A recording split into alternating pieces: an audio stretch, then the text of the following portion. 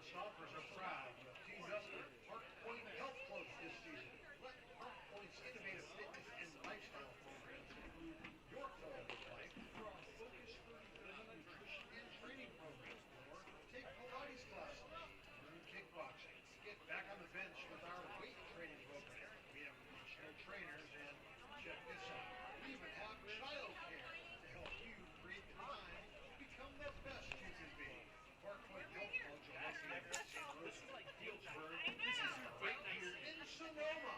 Park Point Health Clubs and the Sonoma Stompers, proud partners.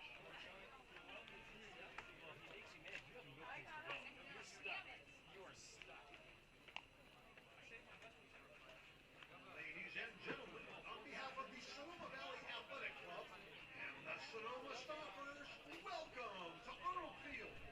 We appreciate your supporting the Sonoma Stompers. At this time, we invite you to have a cold drink and a bite to eat at any of the concession areas. For gourmet ballpark fare, head on over to Jacob's Restaurant, located down the third base line. Wood-fired pizza, Chicago-style hot dogs, their world-famous chicken pesto sandwich, fish and chips, and more. Jacob's Restaurant is setting the standard for gourmet ballpark fare. You can also find cold beer at Jacob's Restaurant. Ice cold drafts are on tap and waiting just for you. Guess what, baseball fans? It's Margaritaville in Sonoma. That's right. Flybird Margarita is now sponsoring our premium seating area, the Flybird Margarita Lounge. Flybird Margaritas are crafted in Mexico with 100% blue river agave wine. This range cocktail offers an authentic margarita experience right here at the ballpark. Flybird Margaritas are also the perfect travel companion. Whether you're out to the beach, kicking it at home, or enjoying friends and neighbors in a backyard barbecue wherever you go, Flybird Margaritas are the perfect complement. The Sonoma Stompers and Flybird Margaritas. Now that's a double play you can all get used to. Hey, Stomper fans, you want to sit in the front row? Well, guess what? The Freeman's Home Improvement seats are in the front row. Freeman's Home Improvement. If they don't have it, you don't need it. Hey, bud, let's party. That's right. You can book your next party or group event right here at a Stompers Day. Birthday, company get-together, bachelor or bachelorette parties, pre or post-wedding parties, you name it. For reservations and information on how you can book a group event in the beer garden, our new group area, the Champagne Club, or even the left field Oasis, or our van shop at 707-938-7277 or email info@stompersbaseball.com. To see all of our fine wine selections, head on over to the Wine and Snack Shack located next to the Stompers dugout.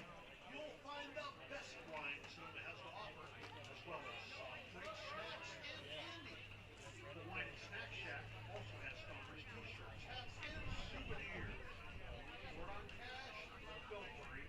Credit and debit cards are gladly accepted at all locations. The best food, the best people, and the best baseball. We are the Sonoma Stompers.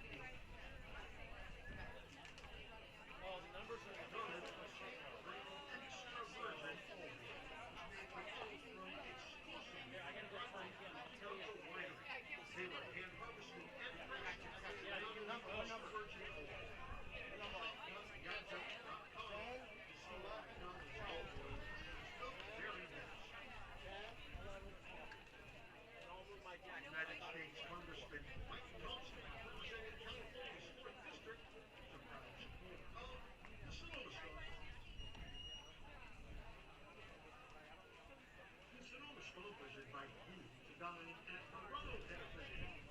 Longtime Sonoma natives Veronica and Carlos Rubio listen to the community's good food and responded by opening a 20,000 investment convenience at the crossroads of Highway 12 and Verano Valley. At Verano Cafe, breakfast, lunch, and dinner are experiences crafted with love and local ingredients. From classic eggs Benedict to flavorful chili chili, each dish is simply amazing. The Verano Cafe, part of the Jacobs Restaurant family, and proud sponsors of, you guessed it, the Sonoma Stompers.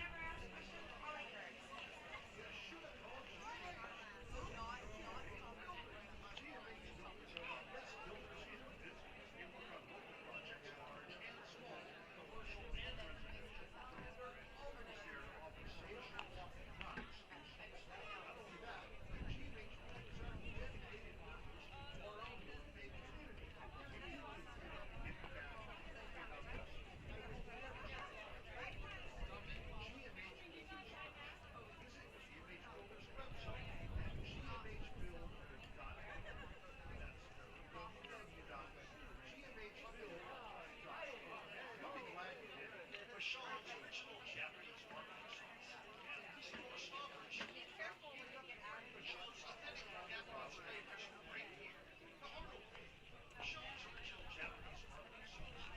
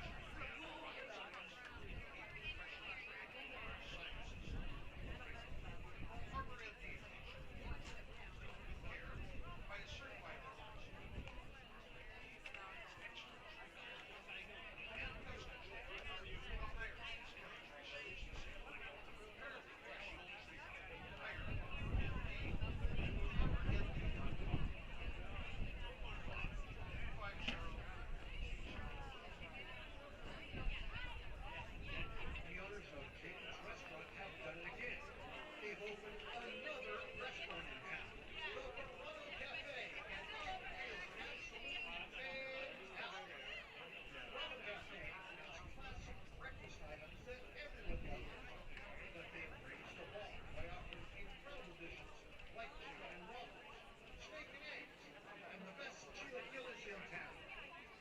Cafe Royal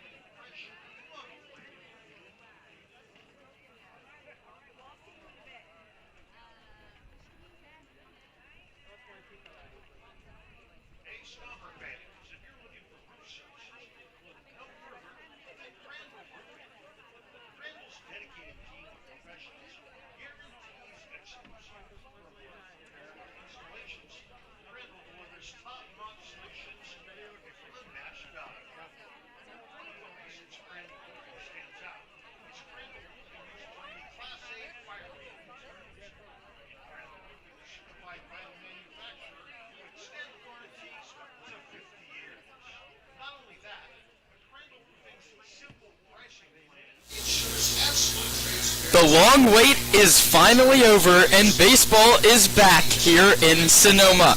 I'm Kieran Costa, joined alongside my broadcast partner Roman Raffaelli on the call for all 48 games coming up over the next few months as the Sonoma Stompers kick off the 2025 campaign here at Arnold Field. A couple non-league contests coming up for you at home, and then the CCL opener. That's June 3rd against the Slow Blues.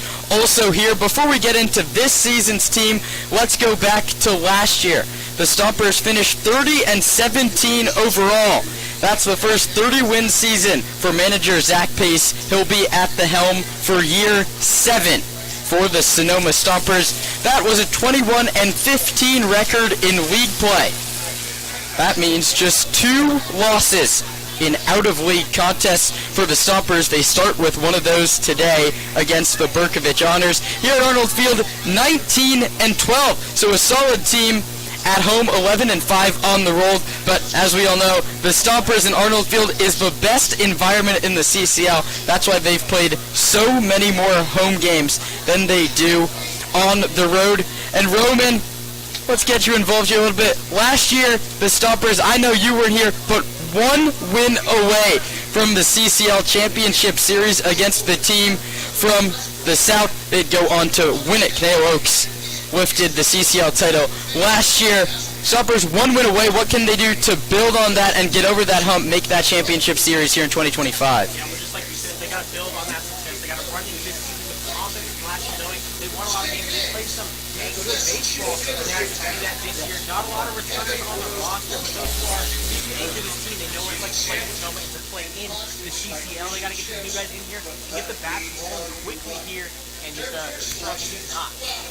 Yeah, really have to get going early here for the Stompers, and that's nice. You have a little 4 or 5 game buffer here on this homestand to make sure everything's going right. You sort of figure out your guys, who you want to play every day if your manager Zach Pace. And we were mentioning that a lot of new faces on this team. How are they going to get adjusted here to playing baseball in Sonoma? Yeah, well, a lot of that is with Coach Zach Pace there. He's got to, know his guys, know how to play them in the lineup, and know kind of where the chemistry is going to come from. But that also comes from those few returns that we talked about. Those guys got to anchor this team, be the confident leaders in that dugout and on the field that can help these new guys move out of their comfort zones, playing on a new team, help those guys to feel comfortable and know that they can just go out there and show their talent, show their skills, and get some solid wins. Yeah, those, we're talking about the new players. I know you had one returning player circled on your card. Who do you have to look out for? Yeah, it's Nick Sebastiani, the Sonoma native, a great player for this team, and guys they can rely on in left field. And in that 3-hole today, Zach Pace said to you earlier today, just before the game, that that's the name to watch in the lineup. It's going to be a great game for him, hopefully for the Stompers, and a bat that Stompers fans can continually look for in the lineup. Well, that's just about all the time we have on the Stompers pregame show. The countdown's over, and we have lineups and first pitch of the 2025 season when we come back.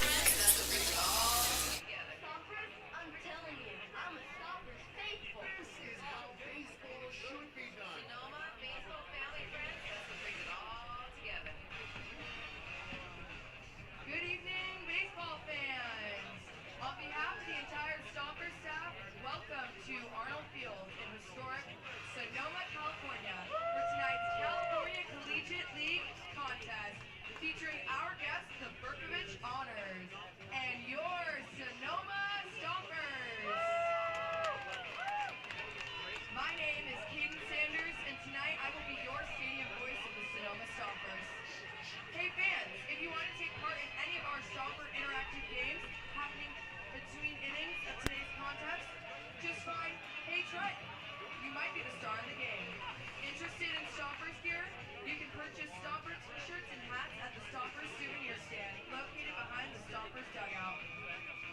Short on cash? No problem. Credit cards are accepted at all locations. While attending tonight's event, I'd like to remind all spectators to please be aware that baseballs, bats, and other objects may fly to the spectator area. This can be very dangerous and can cause serious injury. Please be alert at all times when you're in the spectator area, and please inform children in your care of these risks. I'd like to remind everyone to visit the left Jacob's Restaurant. Wood-fired pizza, Chicago dogs, fish and chips, and more. Jacob's Restaurant is located in Sonoma at 1266 Broadway, right next to Traintown.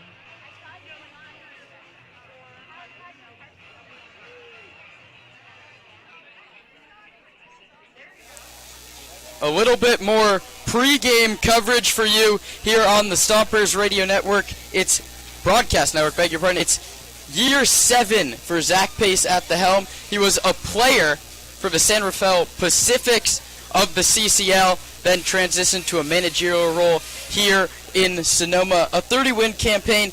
That was his first, getting over that 29-win mark, and he has a great staff with him yet again. Coach Mike Nunez, the pitching coach, he won't be here for the start of the season, but hopefully we hope to get him back. He's battling with a couple injuries of his own. Coach Paul Maidorena is his hitting coach, and a new man, Kenny Mimerstorff. He was a former Stomper here 5 years ago. He joins the coaching staff here for the 2025 campaign.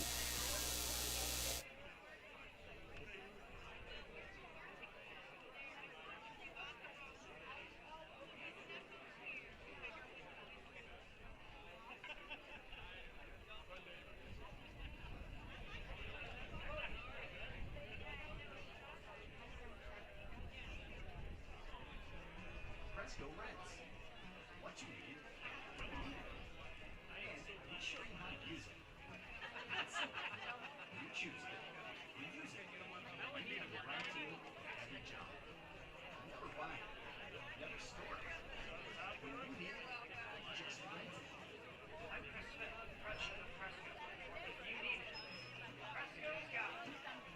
All over the Bay Area and online at FrescoRent.com.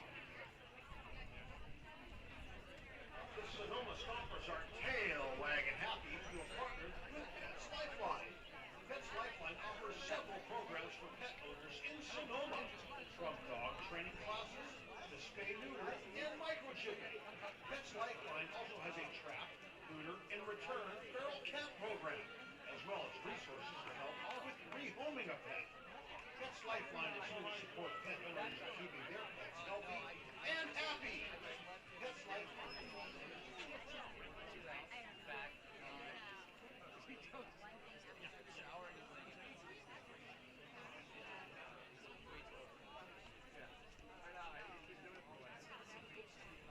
Ladies and gentlemen, please welcome to the field, Hey Trey and Rawhide.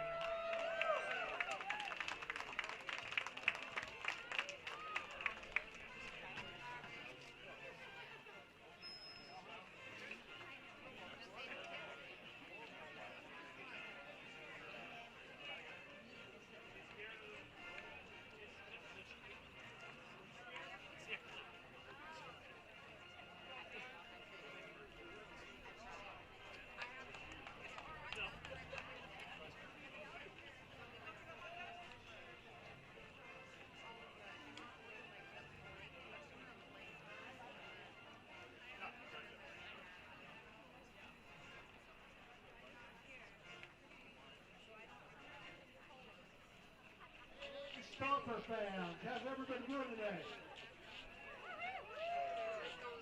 Good evening, and welcome to historic Arnold Field in Sonoma, California for our 2025 opening day.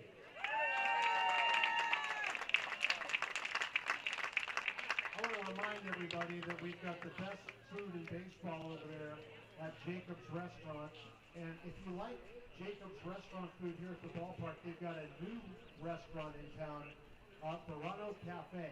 Make sure to check it out. As we're back here, Hey Trey is on the field doing his classic starting lineup announcements. We apologize for the audio difficulties. We're working to fix that here at Arnold Field. Those are just, it's opening day for everybody. Some equipment issues here in the Sonoma Index Tribune press box at Arnold Field. Roman, let's talk about this Bercovich Honors team. It's not a CCL contest, obviously. What are you looking to do? What are you looking for here to get the team going in these games that matter? I mean, every game matters, but this one does matter a little bit less than the league games coming up in June. Yeah, if you're Bercovich, you want to come in here and just play a good ball. You've got a pretty solid Sonoma team, playing with some confidence, playing in front of their home crowd, opening day. You want to come in and play spoiler to that. You don't want to let the Sonoma fans have a great time out here watching their team beat up on the Honors. The Honors need to come in and make a statement early. You got the top of the first, you want to get a run up there, and if you're Sonoma, you want to get a good win at home. You want to find your guys, start to get in a rhythm, and while this game doesn't mean quite as much as those CCL games, you want to get your season started, get the rough one out of the way, potentially get the nerves out, but then also, get started off on the right foot and move into league play pretty confident. Yeah, the Stompers will have a returner on the mound. That one is Patrick Atkinson. He actually pitched the last game of last season against Walnut Creek. We can talk a little bit about how that one went for Sonoma a little bit later, but we're still a little bit away from first pitch here in Sonoma. We know Hey Trey has a lot of things to do, lots of people to announce. We'll see if you can catch that on the mic, and me and Roman will hop on when we get a little closer to first pitch.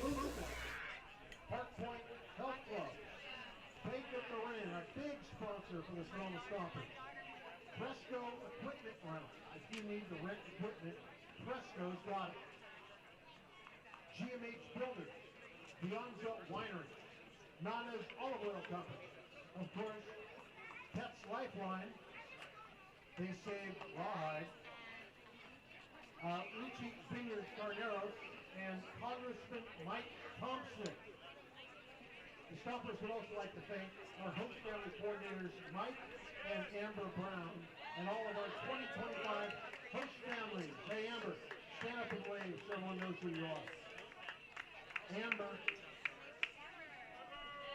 if you're ever considering hosting a Stomper, we've got players from all over the nation that need a place to live. Talk to Amber. She'll set you up. Okay, now we've got our ceremonial first pick. We've got Mayor Patricia Farrar-Rivas. Come on out.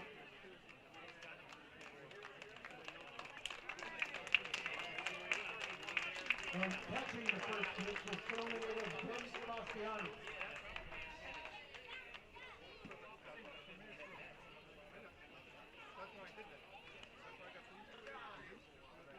Rawhide, it's not your turn. I told you it's not your turn, Rawhide.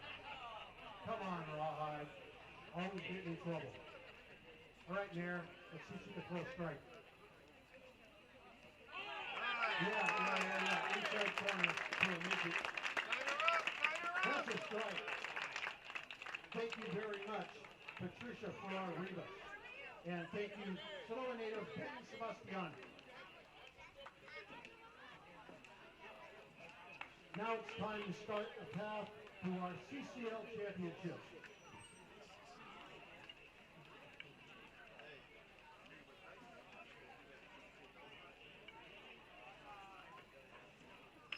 Introducing the starting lineups for the Bercovich Honors. Center fielder, number 11, Cole Jones is leading off. In left fielder, batting second, number 1, Ben Stiles. Batting third at second base, number 28, Katie Wild. Pitching and batting cleanup, number 27, Michael Olson. At first base, and batting in the 5 spot, number 15, Blake Jacobs. In the right field, batting 6, number 32, Luca Bocasile. Catching for the Honors, batting 7, number 3, Tanner Lee. At third base, batting 8, number 23, Mateo Bullis. Then batting 9th at shortstop, number 8, Brendan Muddlemall. Brendan is our wine whipper today, so when Brendan strikes out, all wines should fall off. So when you hear Brendan come to the plate, just remember, if he strikes out, everybody wins. Now, introducing your 2025 Sonoma Stompers starting lineup.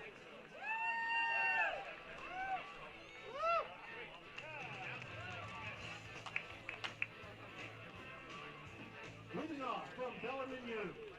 Center fielder number 33, Lyndon Akers.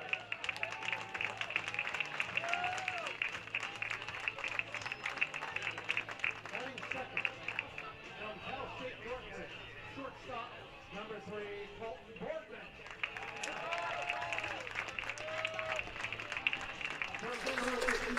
Hey Trey is here announcing the starting lineups for our Sonoma Stompers. We'll get to that in just a moment, but we talked about some of the stars on the Sonoma side. Let's talk about someone on the Bercovich side.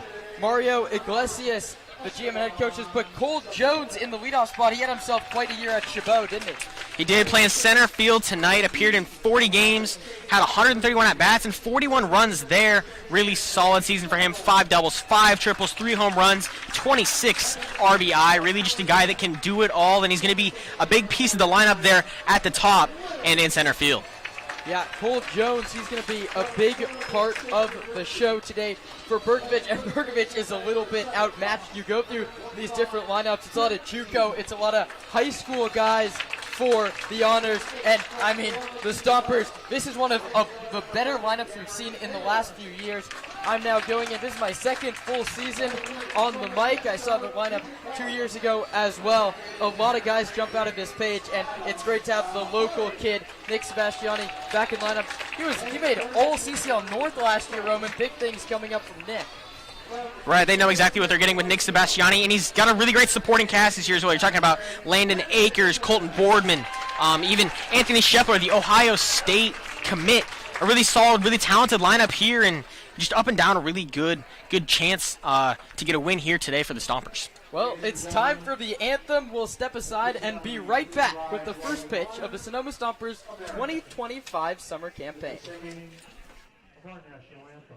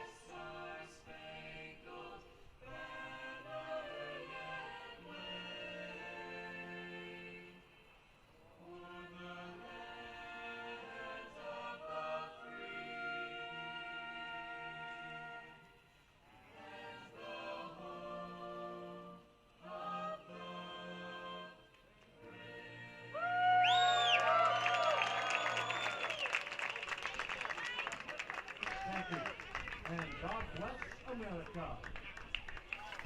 Well, a nice national anthem just a few days after Memorial Day, but all that's in the past now, and we're getting ready for baseball. Sonoma about to take the field with Patrick Atkinson, the pitcher, leading the way, and let's set the defense behind him. Nick Sebastiani, the returner, is in left field. Landon Akers in center. Keep an eye on him. He hits leadoff too. Taylor is out in right. Cameron Taylor out of Solano Junior College. We'll go third to first around the infield. Anthony Scheffler, Colton Boardman, McCann Libby, and Trent Keys. Esteban Sepulveda is the battery mate for Atkinson today. You'll get to know all these players over the next 48 games, and here's the lineup that he's going to face. For the Bercovich honors, Mike Bungers is the third base coach and manager. Mario Iglesias over coaching at first, and here is the 9 they've announced. The center fielder, Cole Jones, leads it off. The left fielder, Ben Skiles, bats behind him second. Playing second and batting third is Caden Wild. The pitcher and DH, Michael Olson, cleans it up. Blake Jacobs, the first baseman, hits fifth. The right fielder, Luca Sile is the right fielder. He hits 6. 7, 8, 9 goes Tanner Lee, Mateo Bolas, and the shortstop Brandon Muddlebaugh rounds out the 9 for Sonoma. I beg your pardon, for Bercovich, and they'll face Patrick Atkinson. Atkinson did not play this season at Hawaii Hilo University, but this is his second season in Sonoma. He had a 5.55 ERA in 5 appearances last year. He's 6'1" and 165 pounds out of Monte Rio, California. Just about set for baseball. Everything set for this first out-of-league contest between the Stompers and the Honors. Sonoma wearing their home whites with Sonoma scripted in orange and across the front. The hats this year have the blue brims and the blue back with the orange brims and the orange S stenciled on the front. Cole Jones, Ben Skiles, and Caden Wild will be the 3 to face Patrick Atkinson today. We have some fun notes on Atkinson from last year that we'll get to you in just a second. Sevilda throws down off the glove of the shortstop Boardman, but that doesn't matter, and we're ready for baseball. The long 9-month offseason has finally come to an end as the right-hander Patrick Atkinson walks up the slab, and now we're finally just a few seconds away of 2025 baseball here at Arnold Field. Atkinson's ready. Jones is ready. The right-hander sets at the belt and fires. Jones cuts and misses for strike number 1, and we're underway here in Sonoma. Cole Jones playing center field today, a right-handed hitter out of Chabot. He played 40 games at the JUCO and takes strike 2. Way ahead is Patrick Atkinson to start the ball game. Jones, no slouch, he had 282 with a 408 on base percentage, hit 3 balls over the wall. 0-2 home. Outside corner, ring him up. No better way, Roman, no better way to start the campaign. It's a backwards K in the scorebook, and there's one down in the first. Yeah, you always talk about want to have your first pitch be a strike. Atkinson got that, and you want your first batter to be out, and he did exactly that in 3 pitches, ending with an excellent off-speed pitch, catching that outside corner, and quickly, Cole Jones is retired. Good morning, good afternoon, good night. As his first pitch to Ben Skiles misses outside. It's 1 ball and no strikes.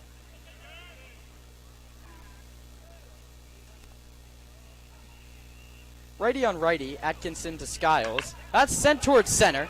Chasing back is Landon Akers, still drifting back. In medium deep center field, he makes the catch, and a couple quick outs for Patrick Atkinson here in the first. That one goes F8 for anyone scoring along at home, and there's 2 away. Another great AB for Atkinson there. Falls behind with a bit of a, uncharacteristic sloppy pitch to start the at-bat, but still gets the fly out there. Some soft contact. Skiles saw it well, but couldn't get a barrel on it. It's a real tough outfield to play, as everyone will learn, especially for the center fielder, Landon Akers. I mean, there's acres of room out there as that one misses outside for ball number 1, and that's back-to-back hitters that Atkinson has fallen behind here in inning number 1. Bercovich Honors wearing their bright yellow tops as that one is in there for a called strike 1.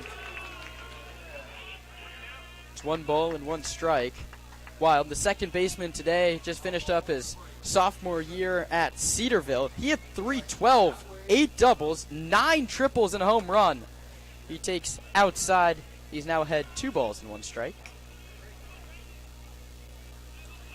Just getting started, top half of the first. First pitch was at 6:14 here in Sonoma. As that one's lined towards second, over the leaping attempt of McCann Libby into the right center field gap. It's a big turn for Wild, but he scampers back to first base with the first hit of the ball game.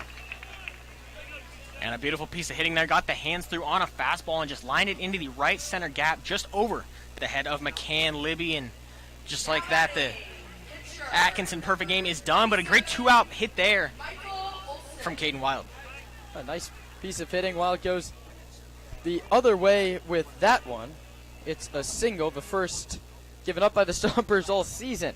Atkinson now checks the runner at first. Picks over there. Caden Wild back in with a dive.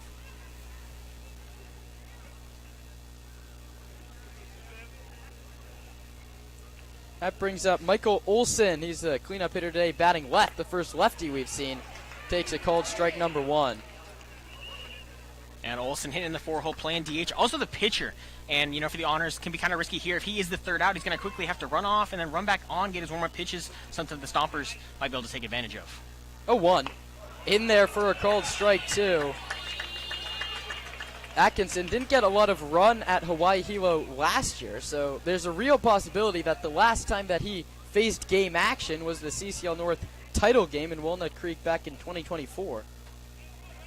He checks the runner at first and is ready for an 0-2 from the sidestep. That's bounced weakly towards second. Libby fields, throws in time. For the Honors in the first, no runs on 1 hit and 1 left. Nothing across for Bercovich with the Sonoma Stompers coming up in the bottom half.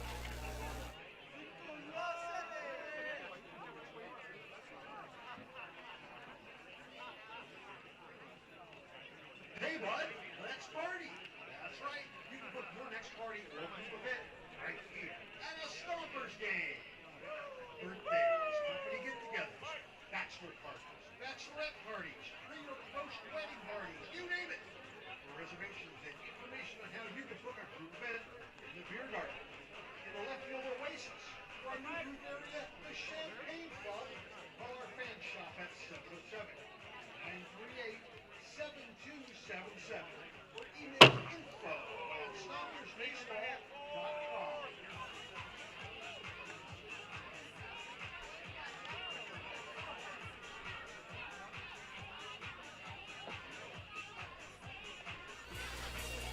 Welcome back to Arnold Field in Sonoma as we head to the last of inning number 1.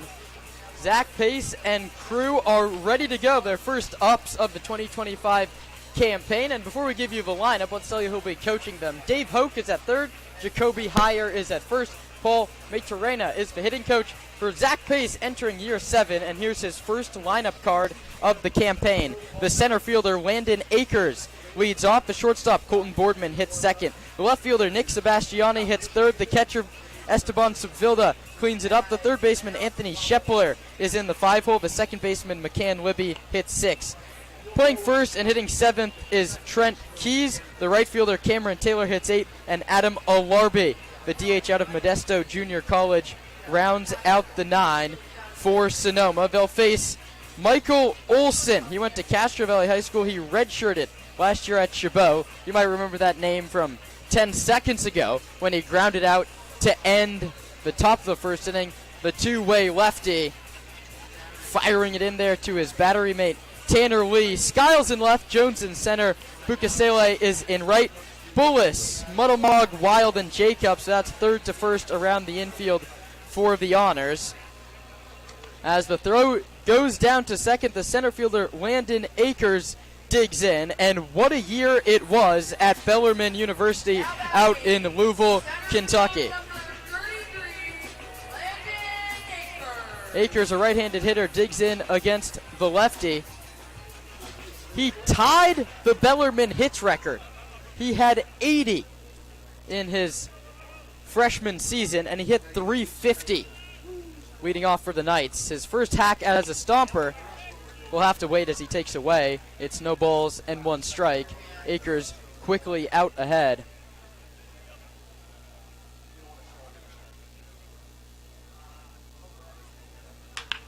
The 1-0 is bounced towards short. Fielded by Muddlemog. His throw to first is just in time to get the very speedy Landon Akers, who was hustling up the line. There's a second I thought he was going to beat that out. Instead it goes 6-3 and 1 away for Colton Boardman. And he did slug over 500 at Bellarmine, but you see a lot of where those hits are coming from. The speed is electric with Landon and Akers, and gets beat by about half a step there. Yeah, watch out for those infield hits, Roman. I'll tell you about that after the first pitch to Boardman, who squares the bunt, is not a bad idea. It's a very, very thick infield grass here at Arnold Field. A lot of balls are going to die. Infielders are going to have to charge a lot. Watch out for those weak ground balls becoming hits. As Boardman takes a hook, he's quickly behind 0-2. Boardman, second baseman at California State University Northridge last year. The 0-2 home. Another breaking ball. This one misses inside 1-2. Boardman shared the middle infield with last year's Stompers star Trent Abel out at Northridge. Here he bounces this one foul towards the Stomper dugout. It kicks right to the first base coach, Jacoby Heyer, who's back coaching at base number 1, trying to stretch singles into doubles. Boardman, the shortstop, awaits the 1-2. Left on left, Olsen delivers, and Boardman hits a weak ground ball to the left side. It's going to be the shortstop, Middlemog, whose throw is just in time to get him again. 2 ground balls to shortstop. Middlemog is getting tested early. There's 2 away. And quite the arm on Middlemog. I mean, we talk about the thick infield grass, but even then, 2 really quick runners here for the Stompers early and able to throw them both out just in time. A nice display from the shortstop early. And that brings up Nick Sebastiani, who had himself quite the summer here in Sonoma last year. First pitch from Olsen is sent towards right down the line. Bucaselli's not going to get there. It dunks in for a hit. Sebastiani rounds first. He's heading for second. He's given the stop sign there by Dave Hogue. And the hometown crowd loves it for the Sonoma product, who lines a double the opposite way. The first hit of the year for Sonoma, and it comes from a familiar face. Nick Sebastiani, he did that quite a lot in an all-CCL North summer last year. And a great hit there. Just saw a pitch away, a fastball away, and took it to right field. There's no one to field a ground ball on that right field line and able to turn 2. That brings up the catcher, Esteban Sepulveda. Righty on lefty. Slightly open stance as he digs in from the right side. Olsen checks second and comes home. Outside and high. 1 ball and no strikes. Sebastiani redshirted at SRJC, so this was his first live action since he played with the Stompers last summer. As I mentioned, quite a summer it was. He was one of the youngest guys on last year's roster. The 1-0 home is high 2-0. That one coming in at 85 miles an hour.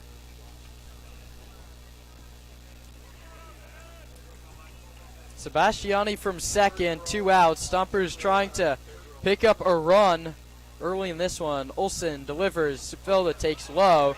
3-0. Now he's way ahead. Anthony Shepler, local product, waits on deck. 3 balls now and no strikes. Olsen, who induced a couple quick ground balls to start the inning, is now in a little bit of trouble against the cleanup man. 3-0. Green light, it's grounded towards short. Fielded by Middlemog, but he just knocked it down. He's not going to have a play. And that's going to be an E6 on the Bercovich shortstop. Yeah, that ball ate him up a little bit. He was expecting it to, I think, be a little bit slower coming into the glove off that grass, but it shot through pretty hard and just lost it on the transfer there. So now corners with 2 outs. Really resilient start to this offensive season for the Stompers. You get 2 out early and then battle through. Now you got runners on the corners for your 4-hole. You're a little bit surprised to see a 3-0 green light in the first inning of game 1. But Sepulveda gets on. I guess that's all that matters. He doesn't run, and Shepler swings and fouls it down the left field line, and that one's headed for the Flybird Margarita Lounge. Set up down the left field line at beautiful Arnold Field, and just a picturesque opening day. 70 degrees and sunny, the wind blowing out towards center, but even with 20-mile-per-hour winds, no one's hitting that one. It's almost 500 feet. 0-1. God, on and missed, 0-2. Shepler got something off speed down the middle. Came up empty. Shepler, a local kid from Nevada. He went to the Ohio State University. Only got 4 at-bats his freshman year. He waits the 0-2 and fouls it back, stays alive. Just getting started. Opening day, last of the first. The Honors didn't score in the top half. The Stompers have gone ground out, double E6. Runners on the corners with 2 men out. For third baseman Anthony Shepler. Left on left. Olsen sets at the belt and delivers home. Shepler takes away, 1-2. And that's a really good take there. They've been pitching Shepler away on that edge. He's waved off a couple, shot him off foul to see another pitch, and lays off that one there. Really good eye. Bercovich fans in attendance weren't so pleased at that call, but I think he missed off the corner. Another one, too. That one hit him. Shepler just stood there and took it. He saw that it was a breaking ball and didn't move, and that's how you make your coaches and teammates like you on the first day of the season. Yeah, I saw the off-speed pitch, trying to come inside, work it in. A really tough pitch to hit there, but just caught too much of Shepler there, and now loads the bases with 2 outs after what looked like it was going to be a quick 1-2-3 inning from Michael Olsen, but now bases loaded and 2 outs, and who else than McCann Libby? Mike Bungers comes out to the hill to talk to his pitcher, who was cruising, grounded on the top 2, double E6 hit by pitch, and I mean, if you're Zach Pace or Coach Mayo or hitting coach down there in the dugout, you have to be so happy from what you just saw from Anthony Shepler. You're down 0-2. He fouls a couple pitches off, and then he just stands in there and wears it. And that's going to load up the bases for McCann Libby, who's heading to Louisiana Tech this fall. The Frisco, Texas products played a couple years of JUCO Bowl down at Navarro in the Lone Star State. First pitch home. Libby takes a called strike. That one at the knees. It's 0-1. Bases loaded, 2 men out, last of the first, and Olsen's going to call time and go to the sandbag, struggling to grip the baseball. Sebastiani from third, Sepulveda from second, Shepler from first. 0-1 coming to McCann Libby. Here it is. Low inside, 1-1. This is a nice little 2-out rally Sonoma has put together in just inning number 1. Bases full of Stompers. Olsen, the lefty, staring in to Lee to get his sign. Finds the one he likes. Is 1-1 to the right-handed hitting Libby. Caught on and missed a curveball. That one kicks away from Tanner Lee. Here comes the runner. He's safe at the plate. It's a pass ball. Is going to let everybody advance. And it's 1-0 Sonoma. The first run of the campaign comes on a ball. It looked like a cross-up. It was could have been goal to strike. Honestly, it kicks off the glove of Tanner Lee. Sebastiani comes in to score. Both runners move up 90 feet. Pitch was called a ball. It's 2-1. And time is called. 2 balls and 1 strike to McCann Libby. The Stompers have scored the first run of the season and the first run of the ball game on what goes as a pass ball. The pitch. Libby lays off, and it's 3-1. And this is turning into a nightmarish inning number 1. 17 pitches already for Olsen. And he retired Akers and Boardman in what seemed like just 4. Yeah, and really credit the Stompers' durability. They get down too early to your key bats at the top, but then Nick Sebastiani gets it rolling, and then it continues to go from there, and then taking advantage of the pass ball there. A scoring error. It's 2-2, and that's strike 3. Libby knew it. He turns and walks towards the dugout, but the Stompers get the first run of the game. It's 1 run on 1 hit and 2 left. We head to inning number 2. The Stompers lead the Honors 1-0. You're watching the Sonoma Stompers Broadcast Network.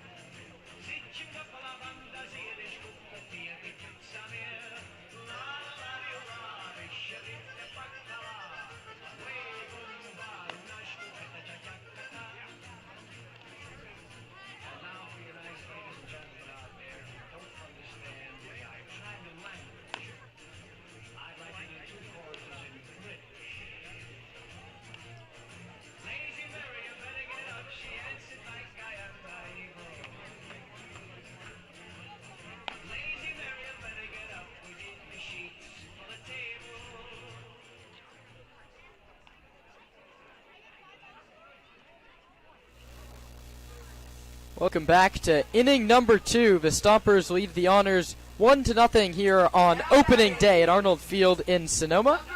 I'm Kieran Costa, joined alongside Roman Fieli. Blake Jacobs, Luca Bocasile, and Tanner Lee will be the 3 to hit in inning number 2 against Atkinson, who delivers a called strike 1. And a great two-seam fastball that we saw him working quite a bit in the top of the first. I'm going to throw the first one in there right there. A nice little arm side cut there right at the end. A tough pitch to get on top of. Jacobs takes outside the counts 1-1. Real Stompers fans might remember Blake Jacobs from last year. He played on the Alameda Merchants, a CCL opponent. He had 280, 472 on base percentage, and a home run. He awaits the 1-1 from Atkinson. And he spits on a pitch low and away, 2-1 now. Top half of inning number 2. Stompers got 1 in the first. Atkinson shakes off back-to-back signs from Sepulveda. And his 2-0 is sent foul towards the parking lot down the first base side. Jacobs, you can see that golden C on his helmet. He's a Chabot College attendant as well.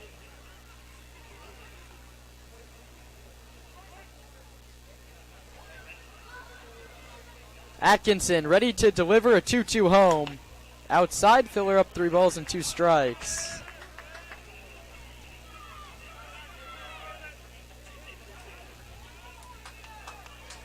This is going to be the first payoff pitch we see. Atkinson sets at the belt and comes home. Jacobs hits a mile-high pop-up towards left. Sebastiani cruising over, 1 step into fair territory. He makes the catch, 1 away. And a lengthy at-bat there for Jacobs, but Atkinson hangs with him and finally gets the out after 6 pitches. Had a pretty effective first inning, so the pitch count not an issue early in this one, but something to keep an eye on as we go. That brings up Bocasile, a left-handed hitter.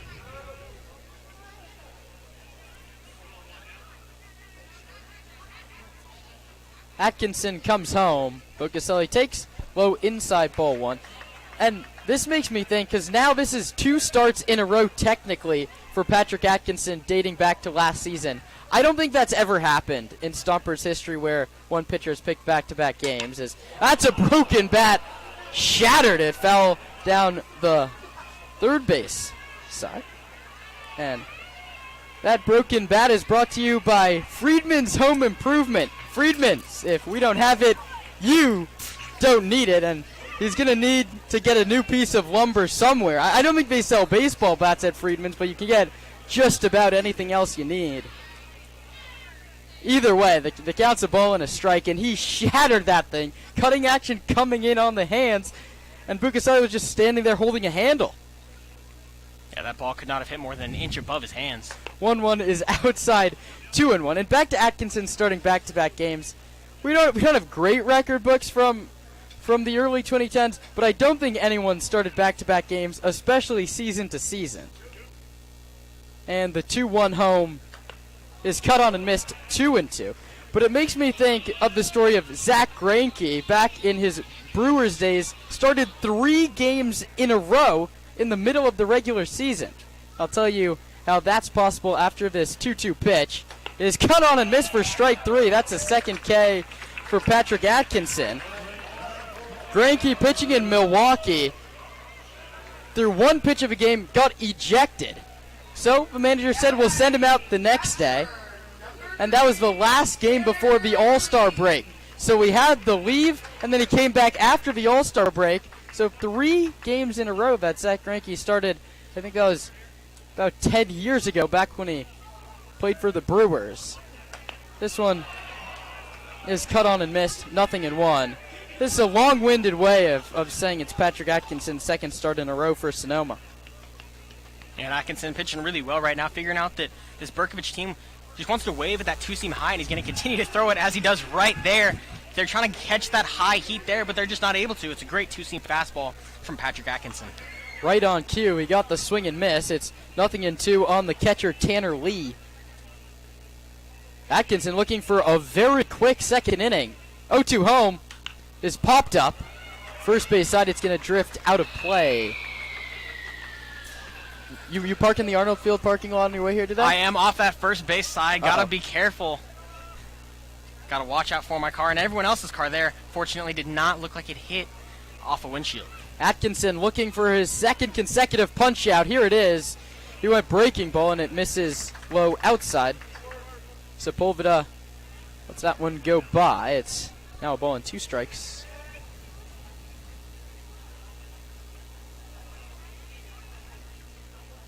Stompers and the Honors opening game of the Sonoma season. 1-2. Popped up. Right side. Keys and Libby come together. It's the first baseman, Trent Keys, who makes the call and the catch. 1, 2, 3, go the Honors. Smooth sailing for Patrick Atkinson. 1.5 in the book. Sonoma leads it 1-0. All right, everybody. It's time for the Rawhide race. Brought to you by Pitch Lifeline. Pitch Lifeline Rescue Rawhide. And Pitch Lifeline is here to do everything possible to make sure your pet is healthy and happy. All right, our kids are all ready to go. Rawhide, are you ready? On your mark. Get set. Go! Hurry up! Run! Run! No, Rawhide, it's the Rawhide race. He's supposed to race. Rawhide, why is he running? Oh my God. I shouldn't have to tell Rawhide to run.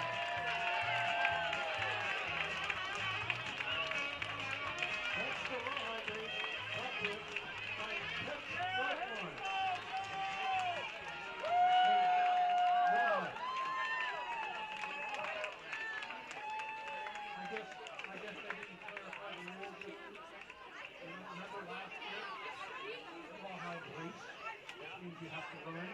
That's why we've been working out at Park Point to get faster.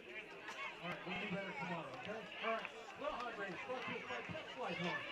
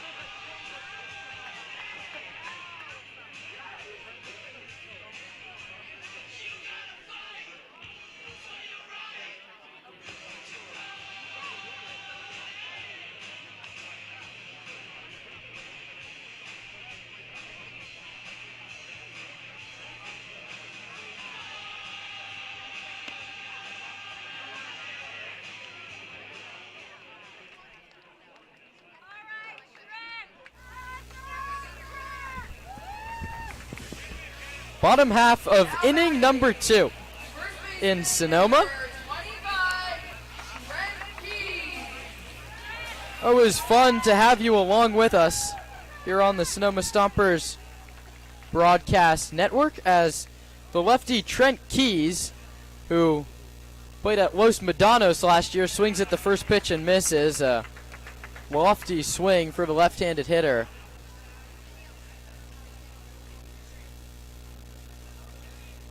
Keys at 282 with a 382 on base percentage as he takes low. The count's 1-1. Cameron Taylor and Adam Alarbi to follow. And after that, we flip back to the top of the order. And Keys swings and hits it hard but foul down the first base line. And you can see someone going chasing it. The man doing that today is Chris Albee, a man that knows Arnold Field well. He pitched for Sonoma last year. He's on foul ball duty in the first half of today's game. Keys swings and misses, waves at a pitch away, and that's a nice one. It's the second strikeout for Michael Olson. There's one away. Yeah, Keys does struggle with the strikeout. Had 36 of them with Los Medanos last year. Sees one right there. This is something you're going to see a lot. As Trent Keys was going back to the dugout, he talked to the now on-deck hitter Adam Alarbi, because there's no scouting reports on these guys that they're seeing this early in the season. Breaking ball in there for a called strike one to Cameron Taylor. The right fielder today out of Solano Junior College was second team All Bay Valley. The 0-1 is cut on and missed. Back-to-back nice pitches from Olson. He's ahead 0-2, and the Old Faithful Let's Go Stompers chant rains down here at Arnold Field. Called strike 3.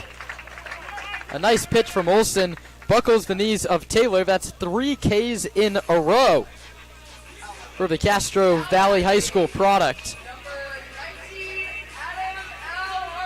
This is just how last inning started. He got a couple quick outs, but Stompers mustered up a very nice 2-out rally that garnered them a run. Let's see if Adam Alarbi can flip it back to the top. The Modesto JC product cuts and misses 0-1.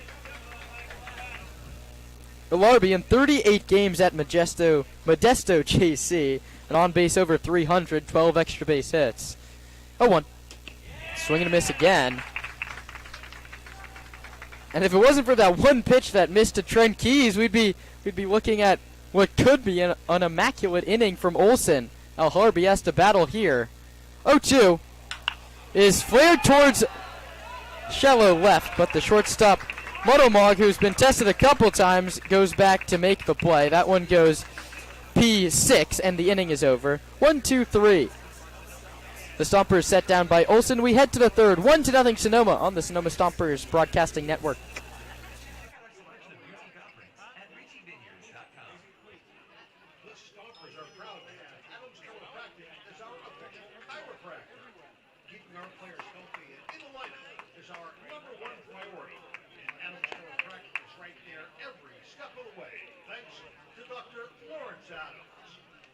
All right, everybody, guess what?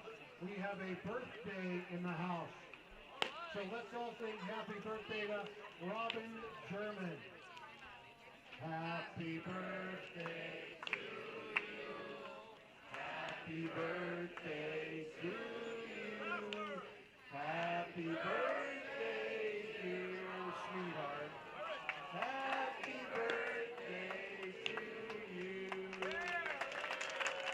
Happy birthday from the Sonoma Stompers.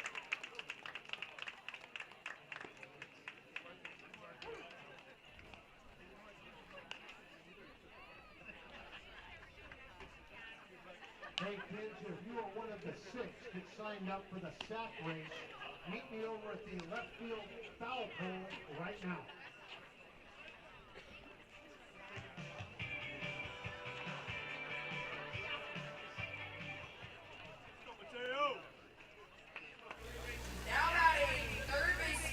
Boogieing right along here in Sonoma. We start inning number 3, and Patrick Atkinson back out on the hill.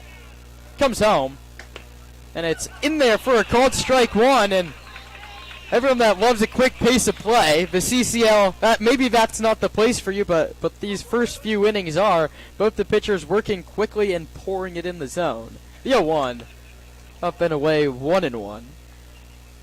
And very advantageous for both these pitchers. 2 fastball-heavy guys who want to work with the momentum, get going quickly, trying to carve the edges there, especially if you're Atkinson and want to work quickly as well, keep the batter on their toes.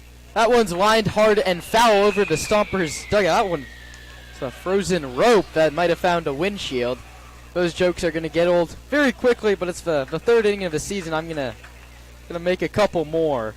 Bullis played 3 years at Livermore High School. He had 301 there, his 3 seasons on varsity. And here he grounds it right past Atkinson. Charging his Libby. Throw to first is wide. A play by Keys. A nice swipe tag.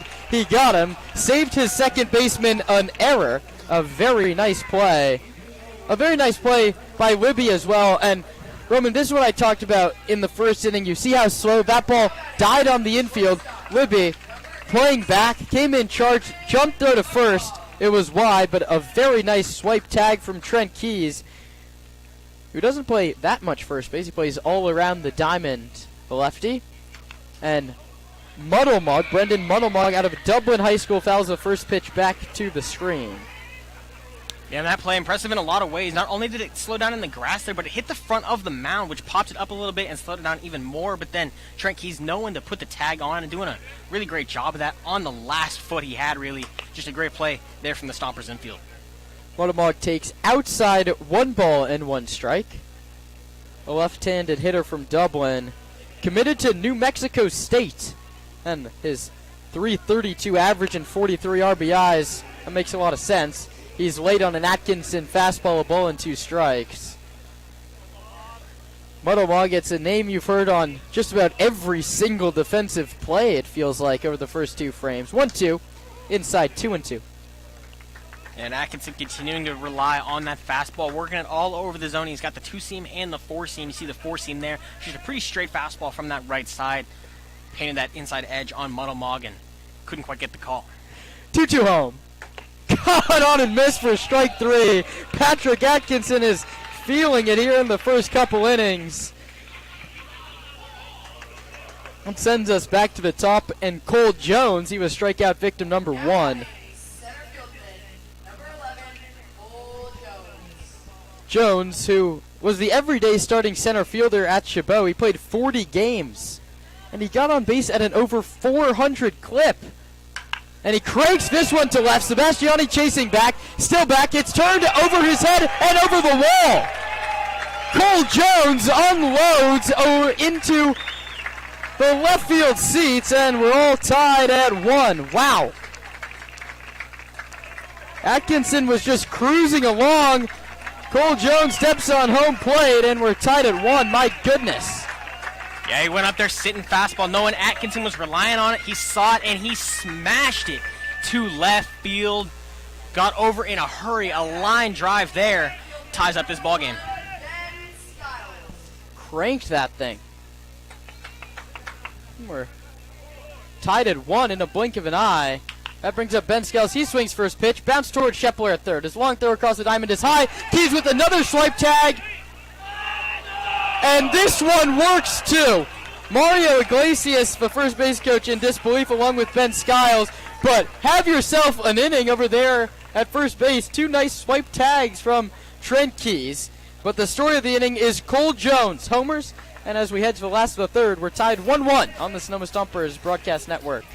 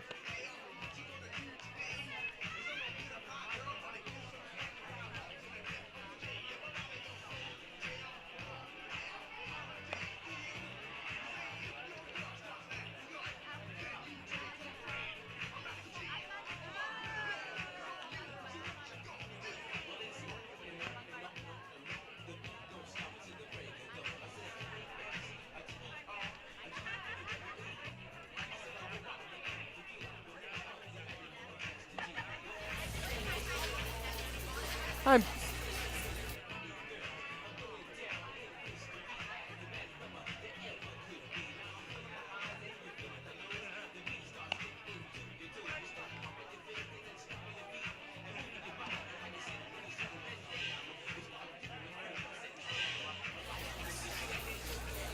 Welcome back to the last half of inning number 3. I'm Kieran Costa, joined alongside my broadcast partner this season, Roman Raffelli. And we have a nice little 1-1 ball game here, and the Stompers will send up the top of the order in inning number 3. Stompers got their run in the first, but it wasn't these top two guys. Grounds out for Akers and Boardman. They're both looking to flip the script here in their second at-bat of the campaign. Akers takes ball 1, a right-handed hitter out of Bellarmine. And all you locals, that's Bellarmine, the college in Kentucky, not the high school from the Bay. Akers takes a breaking ball in there for a called strike. A Kentucky native, redshirted his freshman year without getting an at-bat, and then set the school record in hits when he got run this year. He fouls this one back to the screen. The count's 1-2. Yeah, and you talk about that there. You redshirt your freshman year, and then you go out and tie the record for hits. You can really flip the page. He's going to look to do that here. Ground it out in the first. Going to flip the page here in the third. Try to get on base and utilize that speed of his that we talked about. Almost beat out a ground ball to short in that first at-bat. Yes. Swiped 16 bags for the Knights. The 1-2 is grounded foul towards the first base side. And the Stompers had a player from the Bellarmine Knights last year. Ross Goldschlag worked on the coaching staff and closed games. And how you build out these summer ball programs is all about having connections with coaches across the country. Zach Pace works tirelessly to put together this roster. The 1-2 is low, 2-2, and I mean, we just know the numbers like this, but the guys look pretty good here for the upcoming 2025 summer.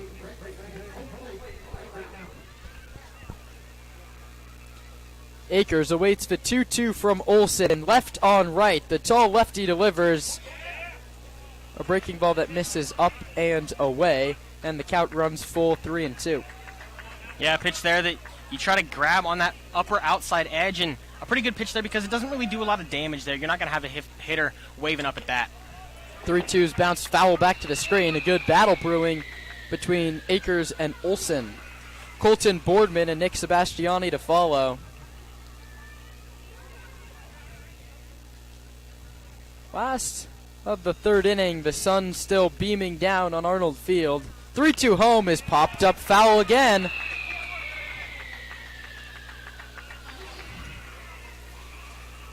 Akers is not making it easy for Olsen. 3 balls, 2 strikes to the Stompers' leadoff hitter. Pitch number 8 is bounced towards short. Motomog will be tested again, and he's not going to pass this one. Safe at first is Akers, and we'll wait on an official score for that one. He's a quick runner, but it's going to be the second error charged to Brandon Muddlemog. And that ball hit hard to Muddlemog's right, but got there and tried to backhand it a little bit and just caught it short. Couldn't quite grab it, and now Akon to lead off the inning.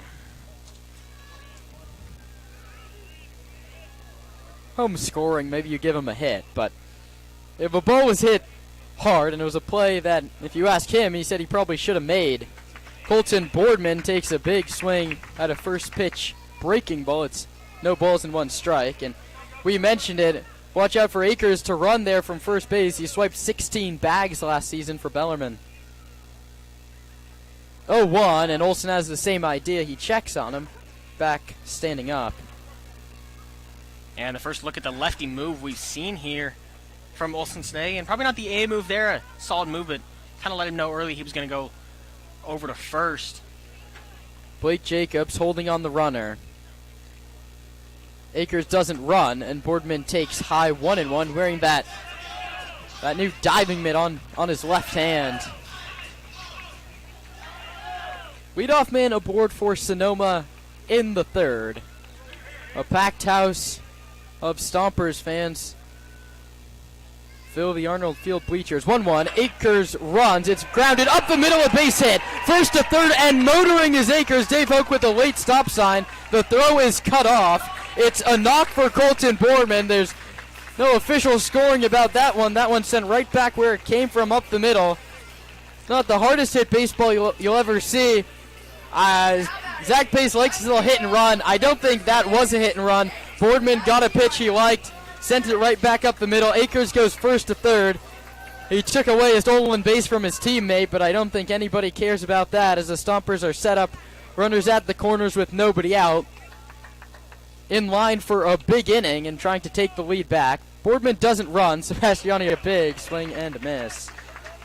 Yeah, and you said that you don't think it's a hit and run. I think it was. You see a really nice break and steal from Akers there, and then Boardman does an excellent job lining a ball up the middle. Pretty hard to get doubled off there, and now you got runners in the corners with no outs. Huge hole on the right side for Sebastiani, who takes outside 1-1. Jacobs is holding the runner Boardman on at first, and the second baseman Wild is shaded up the middle, double play depth.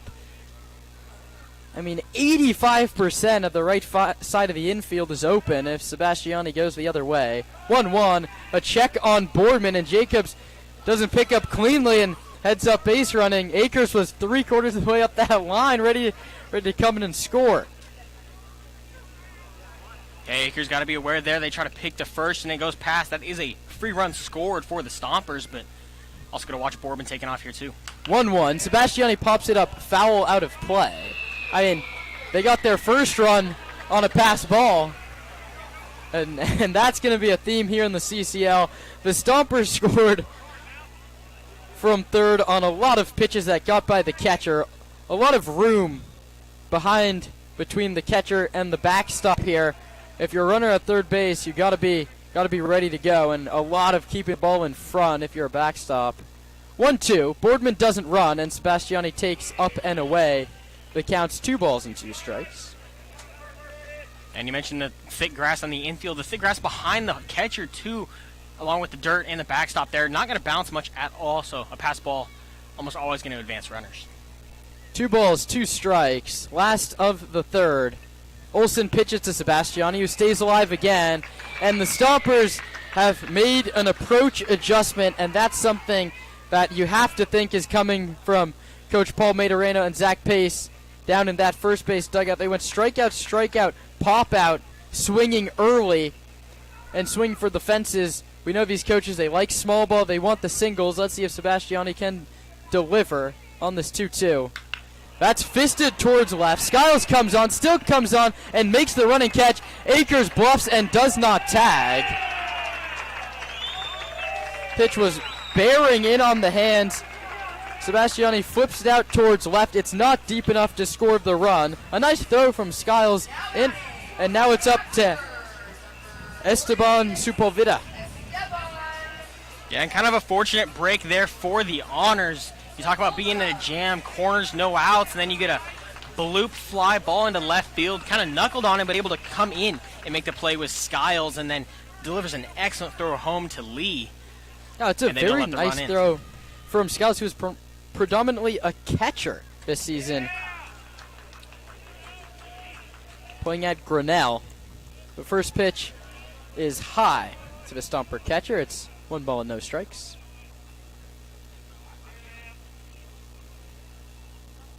One-0. Sepulveda lines it hard but foul. Straight into the Flybird Margarita Lounge that's set up down the left field line. And as much as I enjoy having everybody here watching along the stream, there's not much like these early summer nights at Arnold Field. It's not too hot. It's 70 degrees at first pitch. It'll drop a little bit. There's the left field oasis down over the wall where Cole Jones homered. The Flybird Margarita Lounge down the left field line. Check on Boardman, who's back and it kicks away. What do we say? Here comes the run to score. Akers. And that's 2 on you, Roman, where you've told me what's going to happen, and then it happened. We had it on the strikeout a couple innings ago. Olsen, the lefty, gets a nice lefty move, but Blake Jacobs can't pick it. It's an E1 on the pitcher. And Akers comes in to score. Boardman moves up to second on the pitch. And really a bold move to pick over there. You've got one out, the double play intact, but then you throw it down in the dirt and the run scores, and now you got no double play opportunity. Velveta fouls it back to the screen. It's 1-2. Esteban reached on an E6. That one back in the first, kept that rally going, would eventually be stranded at third. Sepulveda awaits the 1-2 from Olsen. The runner from second is Boardman. The pitch home is low. That one kicks away from the catcher, Lee. Dave Hogue pointing at third base, and that's where Colton Boardman ends up. Not exactly a defensive clinic from the visitors here in inning number 3. That one, though, a wild pitch, will be charged to the pitcher, Olsen. The runner, Boardman, now at third base. He started the at-bat at first base, and a ball hasn't been put in play. 2 balls, 2 strikes, 1 out. Olsen pitches, and it's high. Filler up 3 balls and 2 strikes. And you see the scoreboard there, 2-1. It's really 2 completely different squares there. The Stompers fighting tooth and nail to get their 2 runs across versus just 1 pitch that was taken out of the park by Cole Jones. 2 different stories, but yet a very narrow score.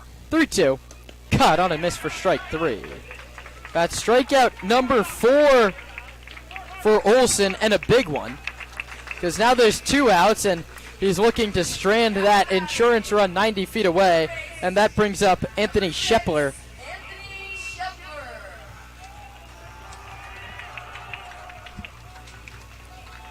Olsen nearing that 50 pitch mark here with just 2 outs in the third. No action in the bullpen for either ball club as Olsen steps off the back of the mound.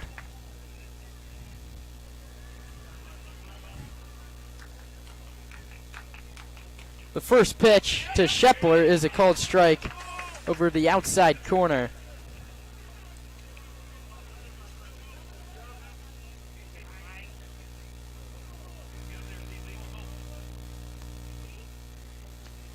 Shepler cuts and misses. It's 0-2. He appeared in 4 games for Ohio State. He got on base once with a walk. He was a 4-year Letterman winner, though, at San Marin. One of the best players to ever play there. He had .337. Looking to get on here. The 0-2 is cranked towards right center field. No one's going to get it. It's in between Jones and Bucaselli. It's rolling all the way up to the light tower. Rounding second is Shepler. He stumbles heading towards third. Here comes the cutoff. Here comes the throw. Not in time. An RBI triple for Anthony Shepler. And the Stompers lead this one 3-1.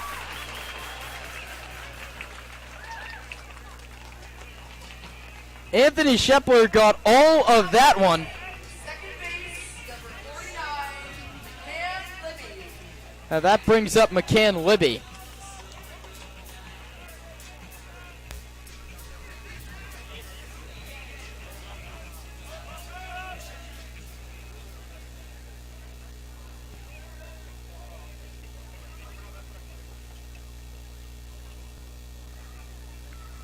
The pitch to Libby is grounded foul down the third base line. That would have been a very tough play to try and make.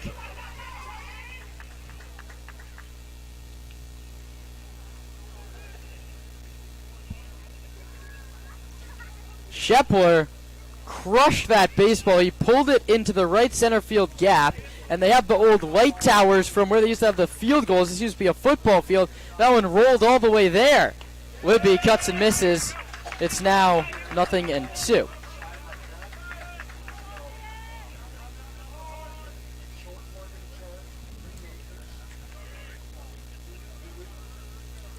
No balls, 2 strikes, 2 outs, 2 home in the inning for Sonoma. The pitch to Libby is grounded back up the middle, ranging over his wild. It kicks off his glove into center field. That's going to be a base hit and an RBI for McCann Libby. And the Stompers really have the bats going. It's back-to-back knocks and a 4-1 lead. RBI for Libby. Shepler comes in to score. Number 25, And the second RBI for Libby. He was at bat on the passed ball that scored Sebastiani in the first, so now his second RBI, but going back to that Shepler triple, what a hit with 2 outs there, a line drive in the gap, and then comes across to score to extend this lead even more. Now the third run to score in the inning. Pitch home is lined foul back to the screen by the left-handed hitting Trent Keys.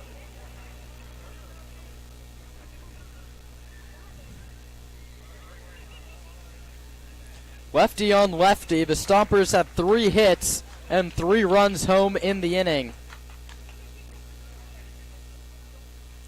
The 0-1 coming from Olsen to Keys. Runner goes, the pitch is low, the throw down won't be made. A headlong dive for McCann Libby. It's a stolen base, the first stolen base of the campaign, and that one's brought to you by Park Point Health Clubs.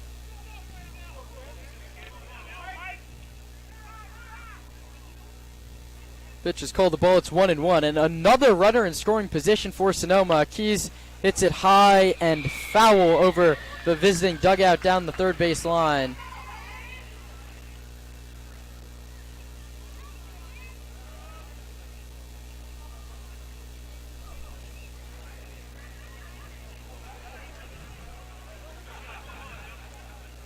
So now it's 1-2, Olsen to Keys. The Stompers have thrown up a crooked number here in the third.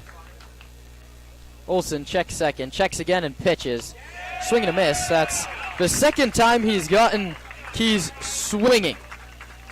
That's strikeout number 5. We've played 3 complete at Arnold Field. Roman Raffelli will take over on the play-by-play. He'll take you to the 6th when we come back on the Sonoma Stompers Broadcast Network. We've got 6 kids here that eat a jelly bean. Now, the flavor is either cherry or crusty open Band-Aid. So go ahead, take a bite, and let me see what you got. What you get?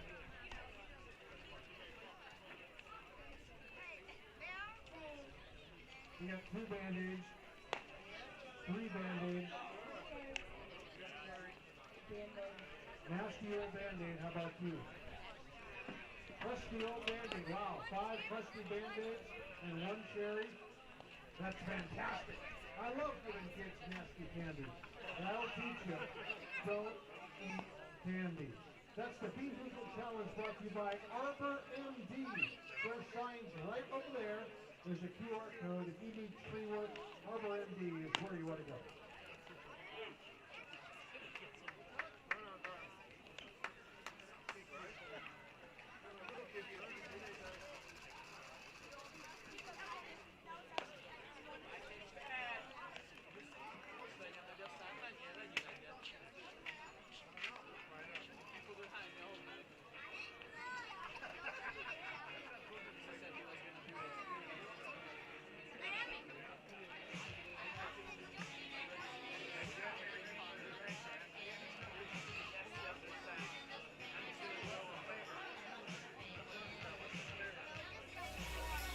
Back inside Arnold Field here for the top of the 4th. It'll be Caden Wild, Michael Olsen, and Blake Jacobs up for the honors, who just had a pretty rough bottom of the third there. 3 runs coming across to score, and a big one on the Anthony Shepler triple to right center field. A big piece of this Anthony Field, of course. And now Caden Wild steps in, singled in his first at-bat in the first. He'll watch a curveball for strike 1.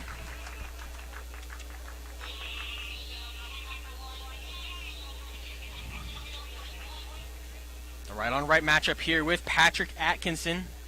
Been reliant on the fastball. We see it there. A nice 2-seam going in on the hands. A tough pitch to lay off as the batter from that right side. See it coming in, riding towards the hands. You think you can get the barrel there, but pretty difficult with the velo that Atkinson's putting behind it. Now quickly 0-2 to Caden Wild. And the 0-2 to Wild. Just high. Another nice 2-seam fastball there. Right on that top of the zone. Yeah, battling some technical difficulties today, so we don't have our TrackMan scoreboard to check on where these pitches miss. And a curveball there, hit softly right at Atkinson, who's going to toss it over to Keys for A 1-3 put out there. That ball looped into the zone and just hit right off the end of the bat. Yeah, as you mentioned, Atkinson, not that hard of a thrower. Uses the junk a lot and used it to perfection there. And I'll bring up the pitcher, Michael Olson. Got to imagine the arm is hanging a little bit after 3 pretty long innings, but going to look to get the bat going here with 1 down. Grounded out to second in his first at-bat there in the bottom of the first with the runner on. The top of the first with the runner on. And he'll watch an off-speed pitch for strike number 1, the second time we've seen that this inning.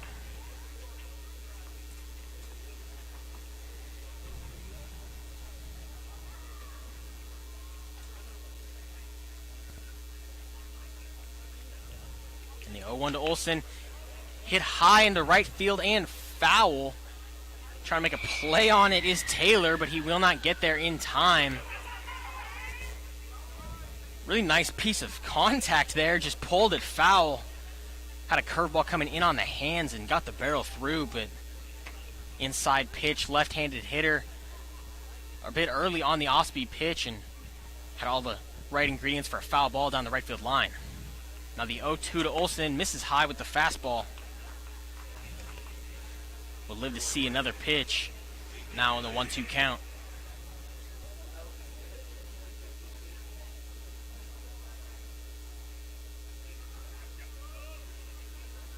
And the 1-2 to Olson, swing and a miss, strike 3. Got him with a fastball on the outside edge. Sends him walking back to the third base dugout. And brings up Blake Jacobs, the 4th strikeout for Atkinson. And that'll bring up the first baseman, Blake Jacobs. Right-handed bat, get the right-on-right matchup once again. And Atkinson pulls a fastball high for ball 1.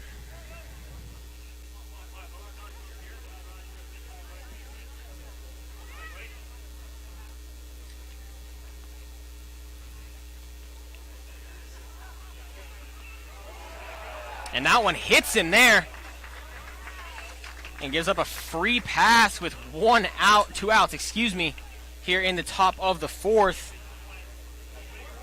And the first base runner in quite a while since Caden Wild in the first. We had the home run from Cole Jones in the 3rd, but not a lot of traffic for Patrick Atkinson. He's kept him clean to start this one, but now runner on first for Luca Bucaselli.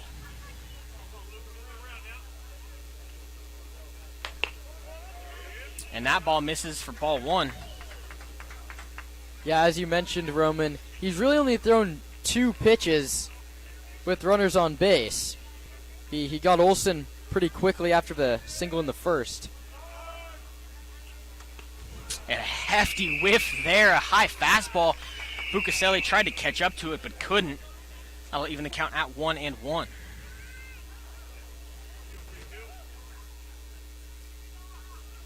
Atkinson gets his sign, looks over to first. Comes set and picks. And a good move there, but actually hits Jacobs there. Not grabbed over at first base by Keys.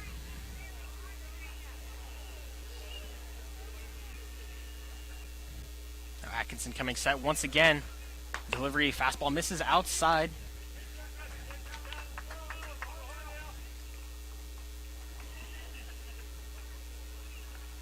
Count 2-1 with 2 outs here to Bucaselli. Jacobs gets his lead at first. And Atkinson delivers fastball inside. Now a 3-1 count to the right fielder who struck out in his last at-bat. The catcher Tanner Lee stands on deck here with 2 outs. They're going to pick over once again. And a good move doesn't get Jacobs. Want to keep him tied to first base here with 2 outs.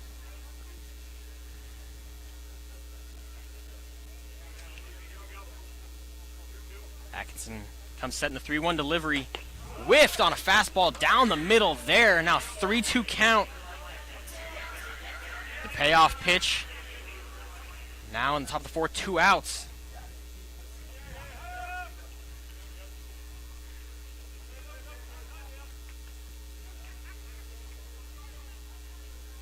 3-2 to Bercovich. Runner goes, and it misses outside.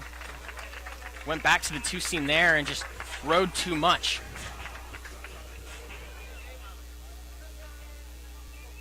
Now batting, catcher, number 3, Tanner Lee. And we're going to get a mound visit here from Zach Pace. Yeah, Atkinson also getting up towards that 50 pitch mark. He's at 48 on the game. Pace very slowly walks out to the mound, and now there's lots of stirring in the Sonoma bullpen. We'll see eventually who ends up getting up. And this is usually a visit that would be Mike Nunez, the Stompers pitching coach. He won't be with the ball club for the start of the season. We wish him the best in his recovery. So Zach Pace and then maybe Kenny Meimerstorff. He's a new coach this year. He could take some of these as well. And in classic Sonoma fashion, they bring the whole infield in to talk it over with him. Yeah, just to talk there, calm him down. You give up 2 free passes after getting the first 2 outs pretty quickly. Now you just got to make sure you can get the third without giving up another run here. And you've got a really solid bat in Tanner Lee at the dish. You got the right-on-right matchup once again, and you're one pitch from getting out of this. A ground ball, it can step on third, step on second, or throw over to first and get the out. You got to make a good pitch here, and Zach Pace doing a good job of going and talking to his guy, calming him down, and getting him ready to face the catcher, Lee. First pitch he sees is a fastball outside, misses.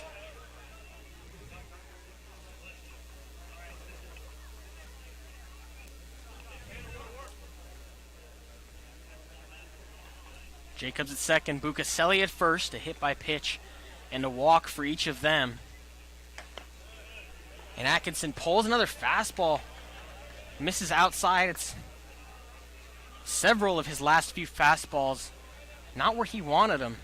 A couple of misses in around that spot. Likely overgripping the ball there and just coming out of the hand a little bit late, forcing the miss left.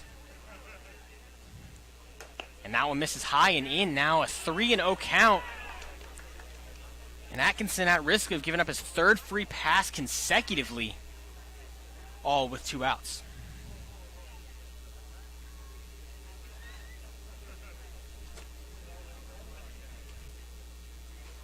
Could have a chance to get a strike here, 3-0. You think the green light is off, and it is a take there, down the middle, fastball from Tanner Lee. And now 3-1. Runners on first and second. Tanner Lee looking to do some damage.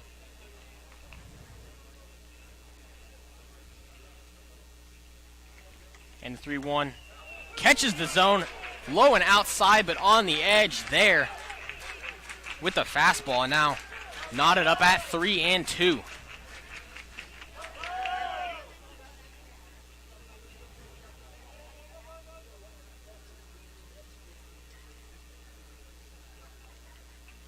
And the 3-2 battled off foul. And hit off the fence behind home plate. Yeah, this is a situation where 3-2, 2 outs. The runners are going on the pitch. If you can find a gap, you can pretty easily score both of them. Carousel starts.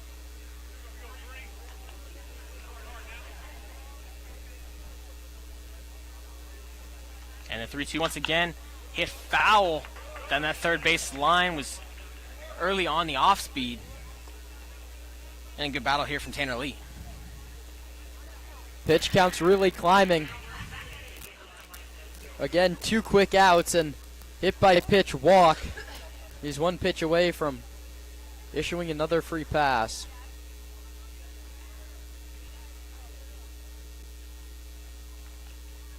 And the 3-2 for the third time. Hit hard over to Shepler, dives and gets the out at third base. A heck of a play there. Had to wait on it to get there, but then lunges forward, tags the bag, and the third out is retired. Atkinson had some trouble on the paths, but gets out of it. The Stompers take a 4-1 lead into the bottom of the 4th here on the Stomper Broadcast Network.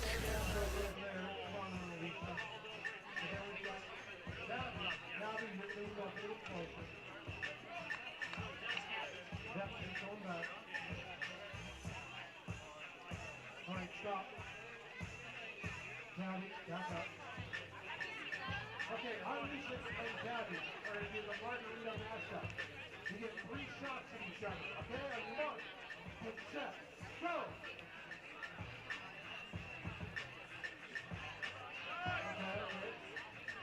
Okay, wait. Wait. Back up.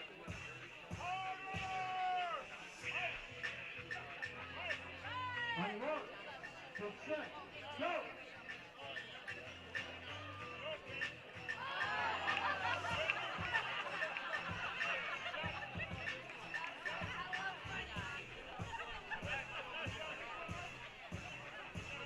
All right, we got one more turn, one more shot at it. On your mark. Get set. Start!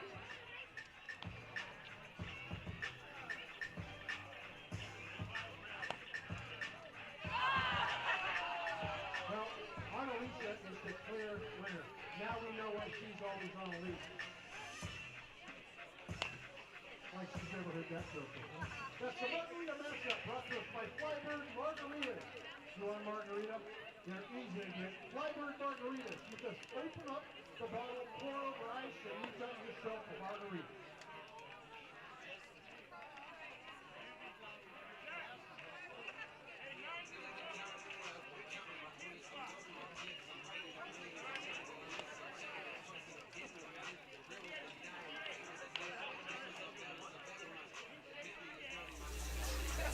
Back inside Arnold Field for the bottom of the 4th. The hometown Stompers with a 4-1 lead, and they're going to get a new pitcher on the bump. It's Sal Meehan. Kieran, tell me a little bit about him. Yeah, this is Sal Meehan. He goes to Skyline College, only played 4 games last year. All of those were as a hitter. He was a two-way guy back in high school. He went to Palo Alto, from Palo Alto, went to Pali High. So these are guys that really haven't pitched in game action in a very long time. You wonder how they fare against an above-average Stompers lineup, or at least that's how it's looked for the last few innings.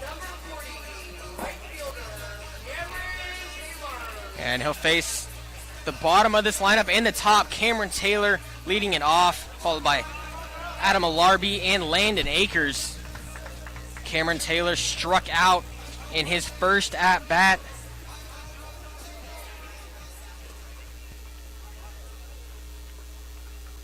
And the first pitch from Meehan, swing and a miss, strike one, a fastball in on the hands. A good pitch there and a big tone setter, not afraid to come inside with the fastball. Challenging Taylor to meet it out front, and he couldn't. He's going to get another one right there, bounce right back to Meehan, who's going to jog it over and give a nice toss to the first baseman, Jacobs. And quickly the first out of the bottom of the 4th is retired to bring up Adam Alarby.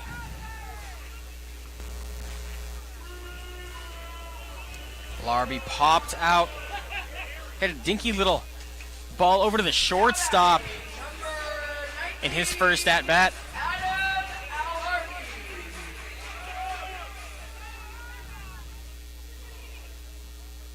The first pitch he sees is a breaking ball, won't quite get there, and it'll be ball 1.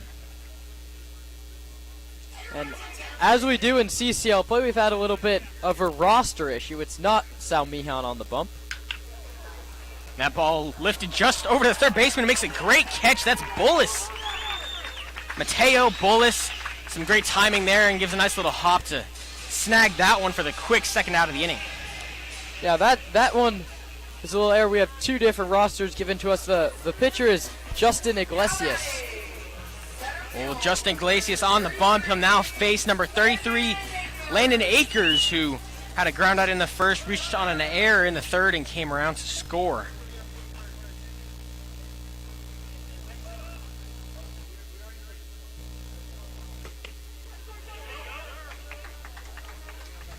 Iglesias, a right-handed pitcher, just finished up his freshman season at UOP, University of the Pacific, where he pitched to a 5.84 ERA in 20 appearances.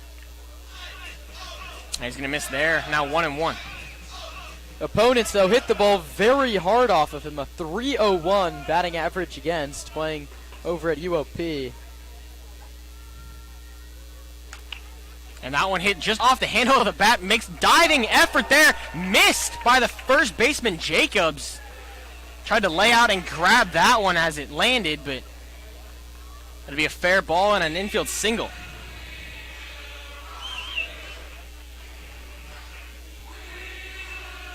That's the second time on base in as many innings for Landon Akers, and maybe he shouldn't have been on either time. He reached on the Muddamug air last inning, came around to scored, and gets that little number single up the first base line.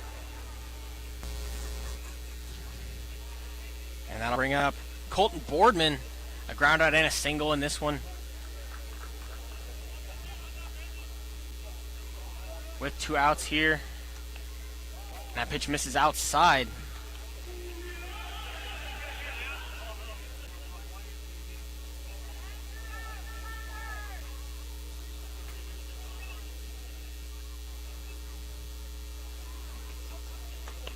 And he'll take strike 1 there, a fastball down the middle.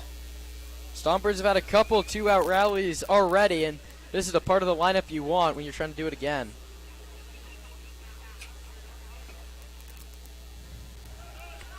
And checks back over at Akers. Guy we already mentioned stole quite a few bases in his college season this last spring. 16 stolen bags at Bellarmine U. Speed threat. Just showed it off there with the infield single. And now the 1-1 with 2 outs. He's going, and it's popped up foul behind home plate.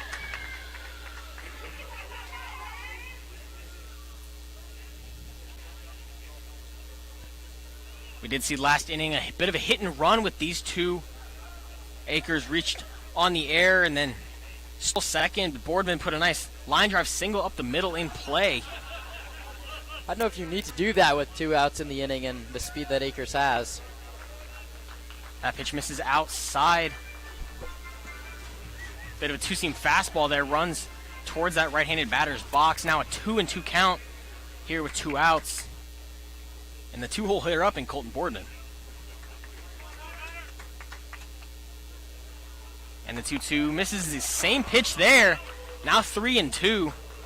Tanner Lee trying to pull that one in for a strike, but does not get the call from the home plate umpire.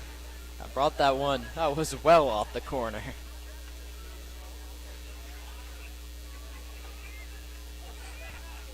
And the payoff pitch. Hit down the left field line. Foul. Well, foul. Past the trees here, past the concourse. Oh, it kept on drifting. I was with you. I thought it was going to land right over the fence.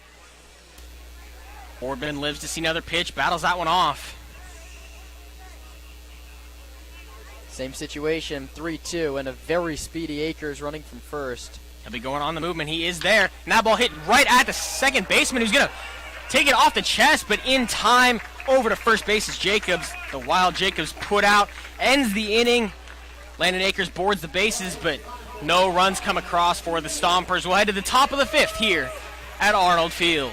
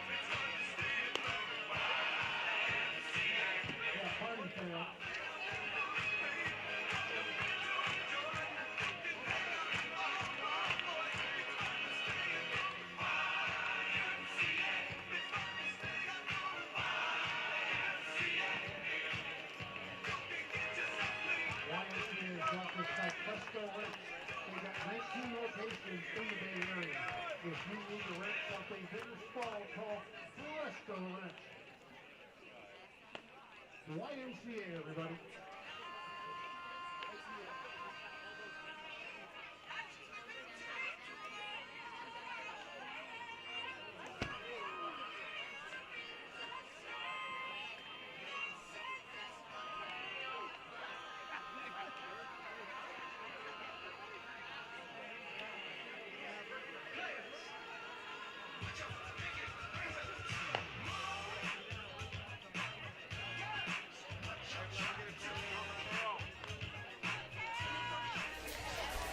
Back here in Sonoma, California, Arnold Field, the Honors taking on the Stompers as we head to the top of the 5th. It's Patrick Atkinson back on the bump. He's going to face Mateo Bullis, Brendan Muddlemog, and Cole Jones here in the top of the 5th. Bullis stepping in, had a 4-3 ground out in the 3rd. His lone at bat so far in this one. And he'll watch a fastball outside for ball 1. Atkinson back out there nearing the 60 pitch mark, but there's been movement in the Sonoma pen for now a full inning. And the second pitch he sees popped back foul over the press box.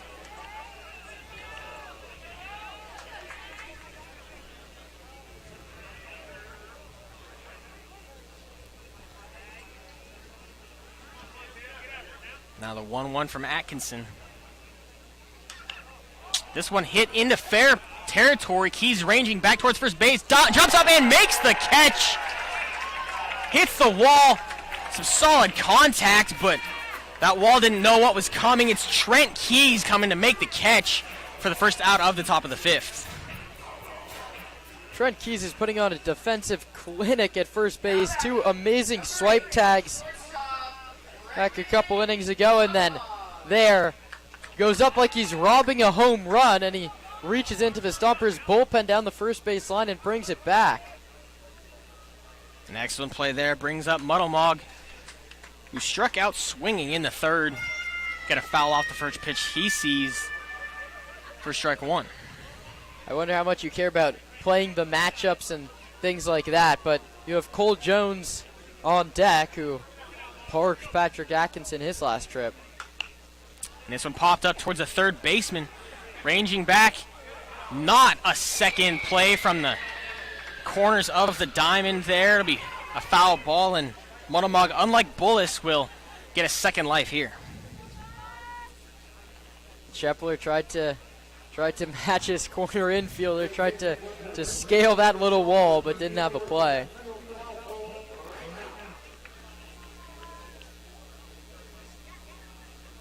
And now an 0-2 count.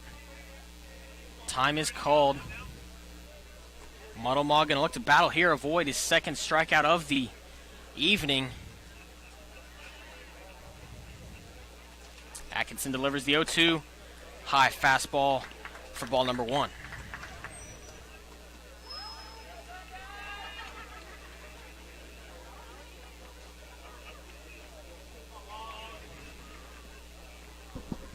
And the 1-2 misses low. Overgripped a fastball there, spiked it in the dirt. Now an even count at 2-2.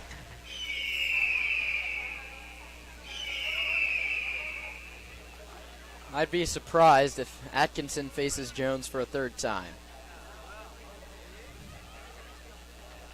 And the 2-2 fouled off once again.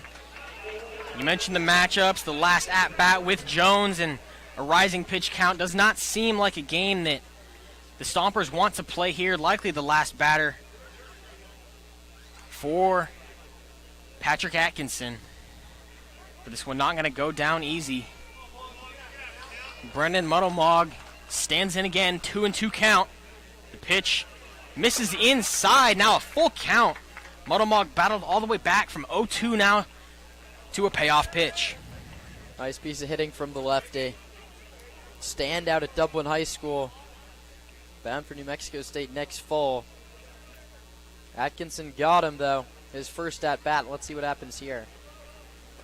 And the payoff pitch, a 2-seam fastball, rides out the zone. And now a 1-out walk from Brendan Muddlemog, who was down 0-2 quickly. Finds himself on first base to bring up the ever-dangerous center fielder Cole Jones, who homered in his last at-bat. Looks like Zach Pace is going to let him go.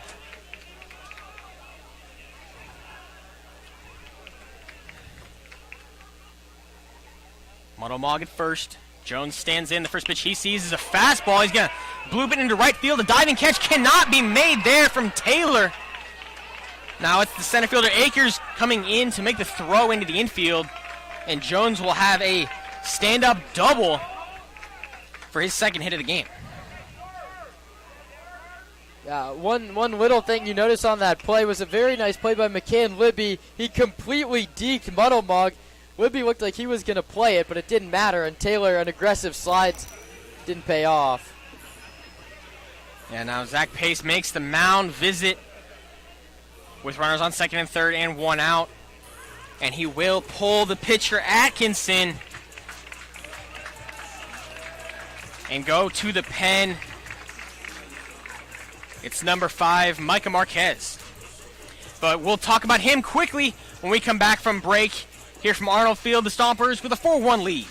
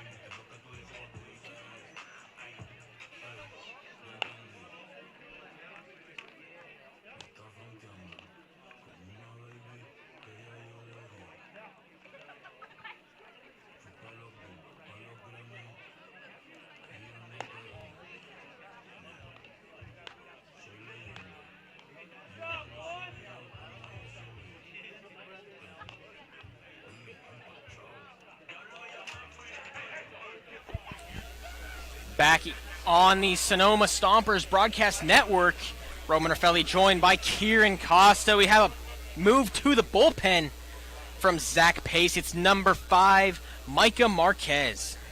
Yeah, Marquez, a righty out of Jessup, just wrapped up his freshman year there. And he only pitched 2/3 of an inning, Roman. It wasn't pretty. 8 earned runs, 2 walks, and a strikeout, but that's sort of a situation where you're thrown in as a true freshman. You get 1 appearance, it doesn't go your way. You don't pitch for the rest of the year. These are the guys where the summer really means a lot. You're looking to turn it around, prove that you're ready to go, you're ready to play at that level. And you hope he pitches well this summer and then turns it into a good next year at Jessup. He's from St. Helena, California, went to high school there, stands 5'10" and 185 pounds, and the thing to remember is both these runners belong to Patrick Atkinson. We can't quite close the book on him yet, but we will when we can. Marquez being given the 2 runners there. Want to keep those on the paths, but with just 1 out, that will be tough.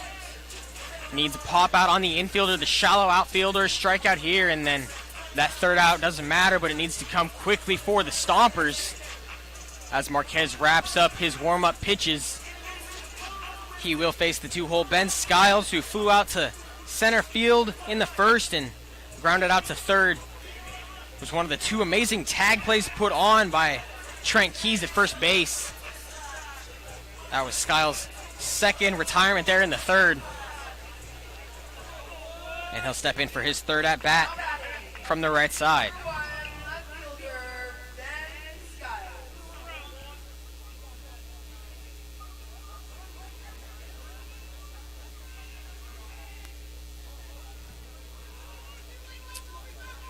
Marquez comes set and delivers. First pitch fastball down the middle for strike 1 to Ben Skiles.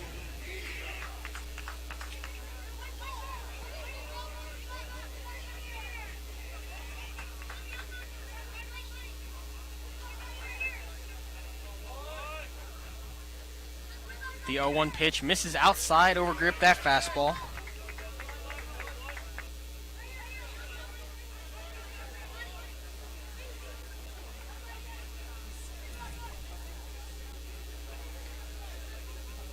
Marquez comes set, and the 1-1 pitch again misses outside, gets past the catcher.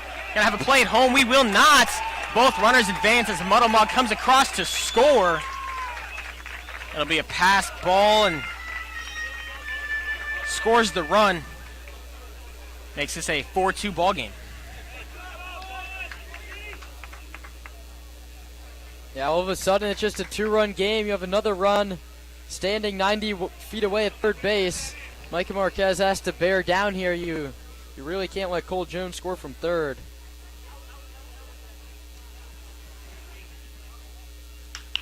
And this ball hits softly into the right center field. There to make the catch is Taylor. And going to throw home, not relayed, and not in time to get Cole Jones. A second run of the inning comes across to score. That one will also be charged to Patrick Atkinson. And now we have a 3-4 ball game here in Sonoma.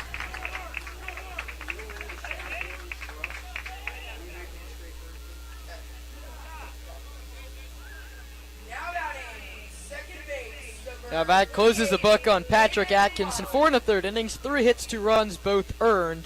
No walks, 4 strikeouts, but he did hit a batter. And of course, the big miss was to Cole Jones.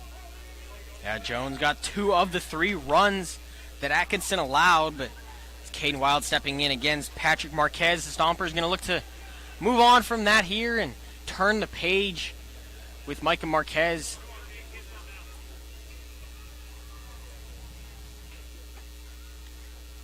Marquez delivers a 1-0 pitch inside, just barely didn't hit Caden Wild. Now a 2-0 count.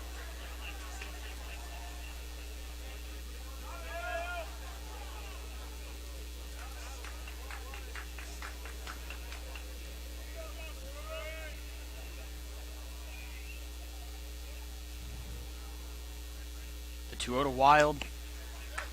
Misses outside, now 3-0. Going back to that last at-bat, though, that was a very nice piece of hitting from Ben Skiles.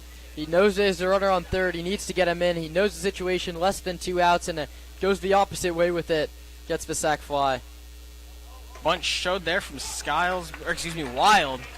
But with the green light, just trying to mess with the pitcher there. Now 3-1 count.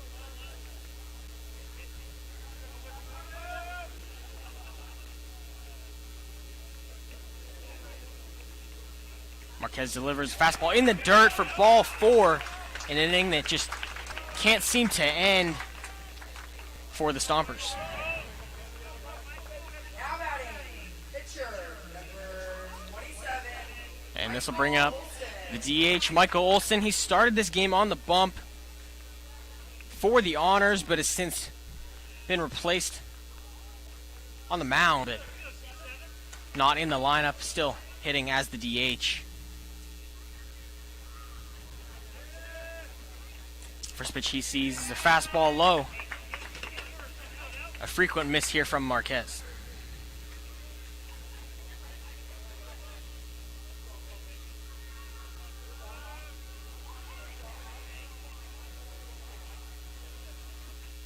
And the 1-0 hit hard into center field. Akers has a beat on it, is camped, and makes the grab. A long inning for the Stompers. Atkinson left. Marquez came in, as did 2 runs for the Honors. We'll go to the bottom of the 5th here on the Sonoma Stompers Broadcast Network. You are faster than the Sonoma Stompers. And then the Stompers lining up. Now we got our kids making their way in the field. And holy cow, there is a bunch of them. All right. Are you ready? On the mark. Good set, go! Hammer off. Stops to pick up quickly. I don't think they need to as well. There's one that's going to catch him. Holy cow! I gotta get out of the way! And today, nobody is faster than a Sonoma Stomper. Are you faster than a Sonoma Stomper is brought to us by GMH Builders? Hire GMH to your next building project. Large or small, GMH. Time for all. Do it once in a way. Hire GMH Builders.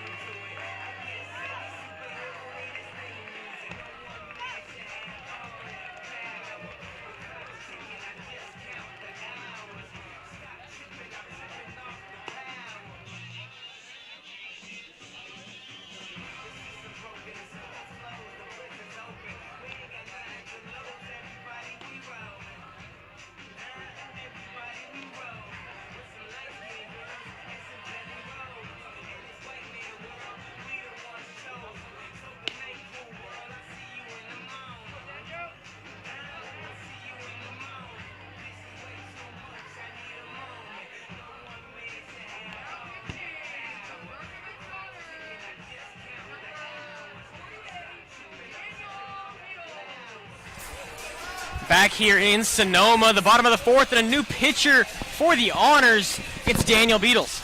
Yeah, Beatles, another University of the Pacific Tiger product. He didn't play. Unlike Iglesias, DNP at UOP, a Berkeley product, went to Berkeley High School. In 16 appearances in high school, he pitched to an 8-1 record and a 1.14 earned run average. So, great high school numbers. Didn't get in a game for the Tigers. We'll see how he fares against the Stomps. And the Stompers will send Nick Sebastiani, Esteban Sepulveda, and Anthony Shepler, the 3-4-5 heart of the lineup for the hometown Stompers.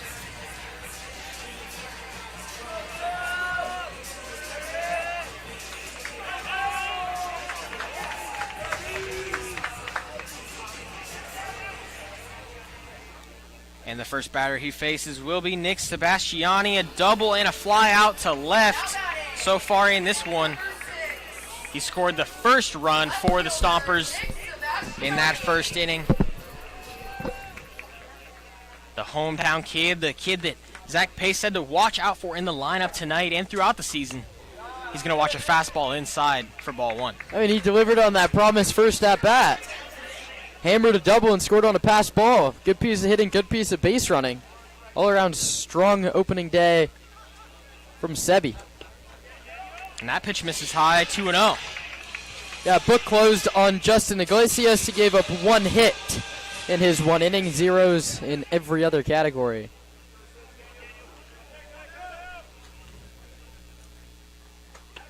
And that pitch misses inside. Now a 3-0 count. Sebastiani. That's where the Stompers have to put the foot on the gas and end this one.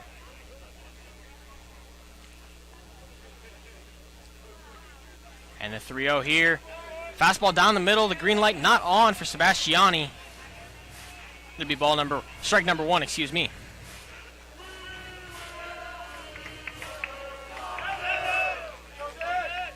And now the 3-1 pitch. Misses inside for ball four. Sebastiani sees five, but can't hit four of them. And now runner on first for Esteban Sepulveda. Catcher number 46, Esteban Sepulveda.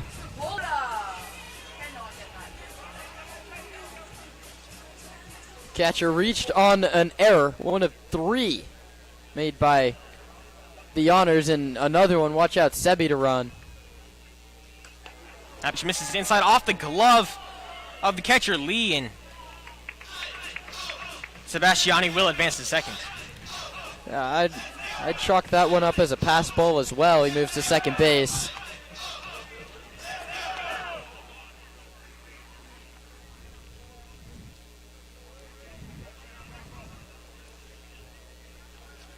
And now the 1-0 to Sepulveda. Waves at that one. Fastball for strike one.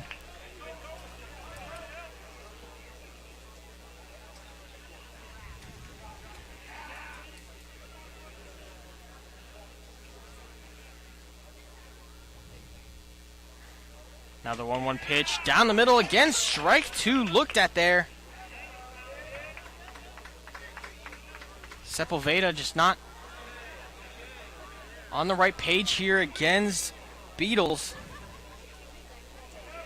Gonna have to battle here with two strikes.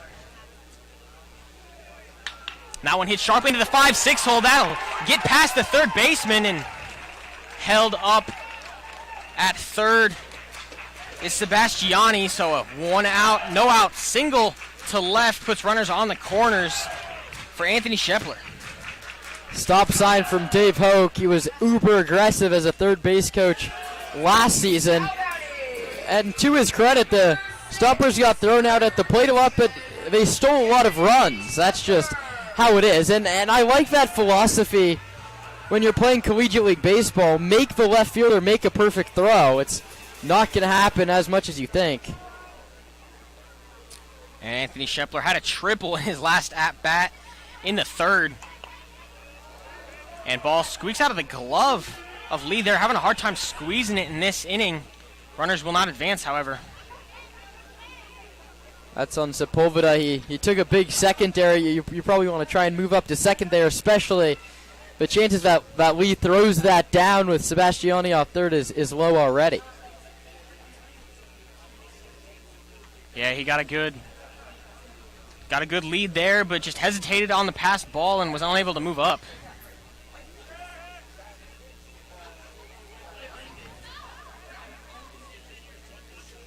Now the 1-0 to Shepler. Misses in the dirt low, and he's going to take off here. Sepulveda gets the base anyways. And you got to think it was happening with the runner on third. You want to challenge Tanner Lee to make that throw to third and potentially give up the run or see what kind of cut play the defense has. Now 2-0 with 2 on and no outs to the Ohio State commit. Going to take a healthy hack there, but fouls it off. Hits the catcher, who's going to take a bit of a walk. Going to shake that one off. Tanner Lee's taking a beating behind home plate tonight. Sepulveda stolen base brought to you by Park Point Health Clubs.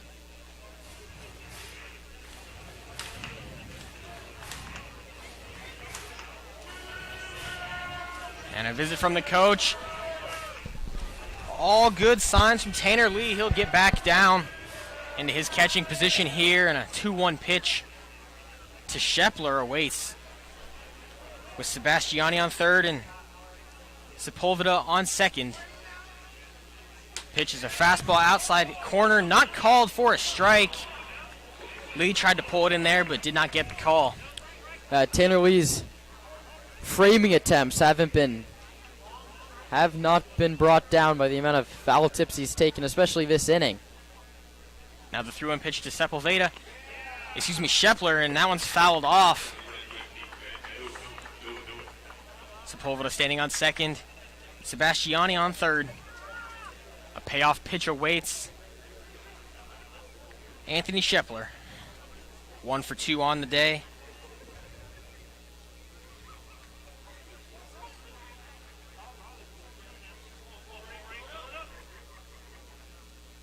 The payoff pitch.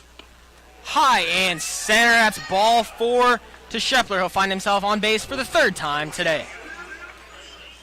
Now this bases loaded moment is brought to you by Friedman's Home Improvement. Friedman's is loaded with all your home improvement needs. Friedman's Home Improvement. If we don't have it, you don't need it. And with that, Friedman's bases loaded moment steps up. McCann Libby struck out in the first and singled in the third. Looking to do some damage here with no outs. And he'll watch ball 1 low. Now that prompts some action in the Bercovich bullpen. Jake Fields is up and throwing, and it's been a really tough start to the inning. 3 on and no outs. Libby stands in with a 1-0 count. Watches the fastball high there. Now 2-0. Yeah, no place to put McCann Libby. And Mike Bargers is going to make the call. Wow. Mid at bat, you're bringing your reliever into a bases loaded situation, down 2-0. Yeah, and Daniel Beatles not giving him what he wants. We'll take a break here, and when we come back, we'll introduce the new arm. Stompers with a 4-3 lead in the bases loaded.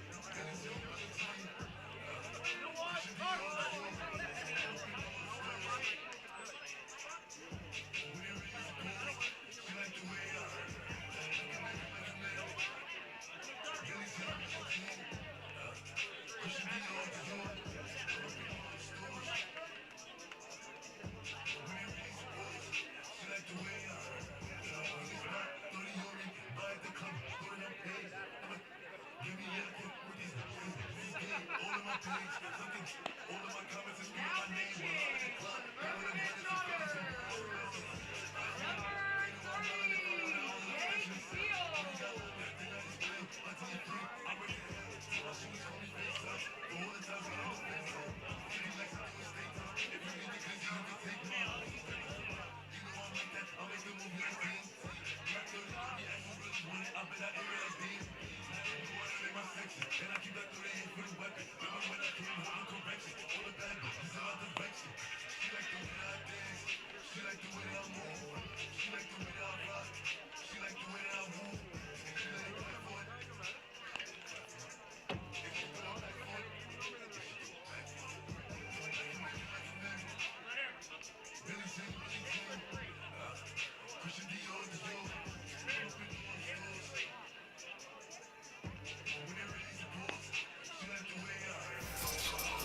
Back at Arnold Field, a pitching change and a catching change. We got a whole new battery here.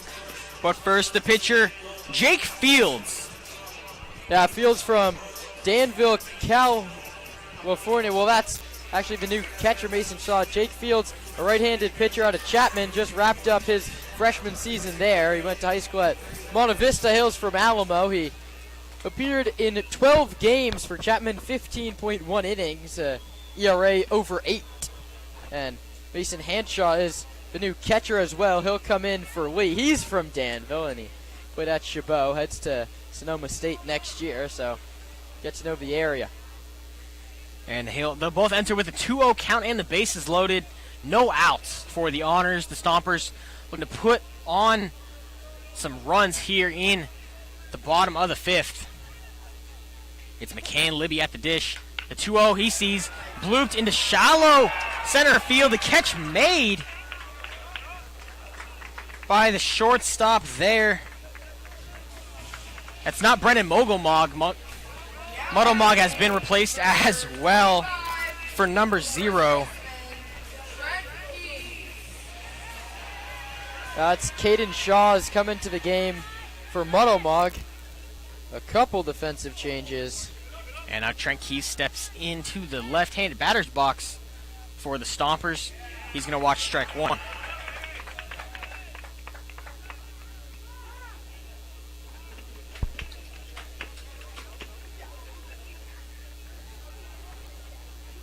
Well, a good start for Jake Fields. Gets a quick out, doesn't give up a run, and now a strike on Keys.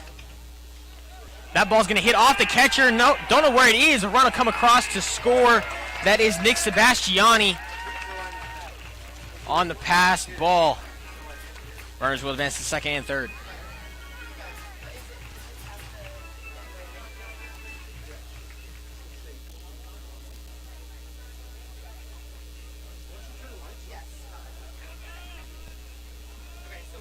And now the 1-1 pitch to Trent Keys.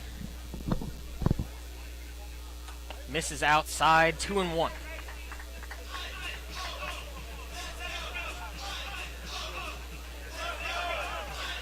And a mound visit will be made here from the new catcher, Mason Hanshaw. Yeah, I've been a nightmare 5th frame here for the Honors. You're on your second pitcher. That first run that's coming to score is Daniel Beatles. He didn't even get an out, and he's on the hook for the next 2 runners. Sonoma's pushed it to a 5-3 game.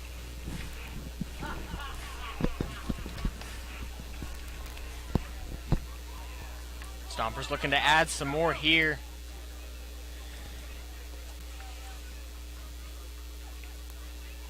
That pitch swung on and missed from the first baseman, Trent Keys. Been flashing the leather and with a strikeout and a ground out, looking to flash the barrel here too. Now in 2-2 count with 2 aboard. Swing and a miss, strike 3. Keys goes down, and Jake Fields showing a light at the end of the tunnel for the Honors, who were looking to get out of this inning, only giving up 1 run. Yeah, it was bases loaded, nobody out. They get a run on the pass ball, but Keys goes down via the K for the 3rd time tonight. And now Cameron Taylor has to sort of salvage this rally for Sonoma. And Taylor steps in. A strikeout and a ground out.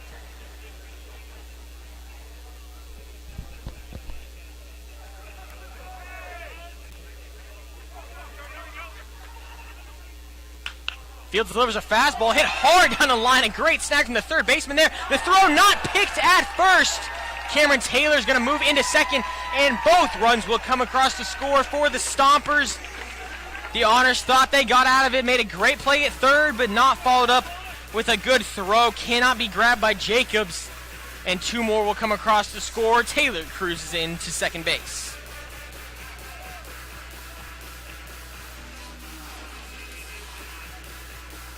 I think I score that down as a hit for Taylor. It's a tough play from the third baseman. Maybe a hit and an error, because I think he beats it out if it's scooped, and then the run comes in on the score. But what that's going to be is all 3 runs will be earned for Daniel Beatles. And a bit of an announcer's jinx there. I mentioned he's close to getting out of the inning there. Comes in to show the light at the end of the tunnel, and just like that, a tough play on the defense, and both runs come across. And this ball hit into, against the shift there from Adam Alarbi.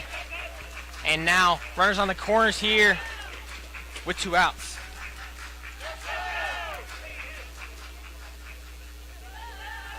And that'll bring up the ever dangerous Landon Akers at the top of the lineup for Sonoma.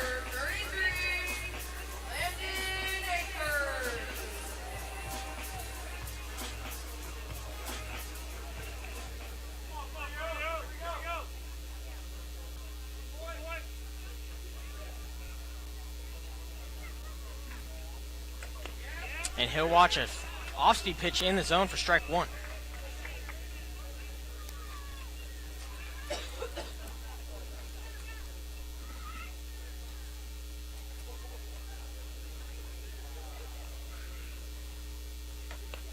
And that pitch catches the outside corner for strike 2.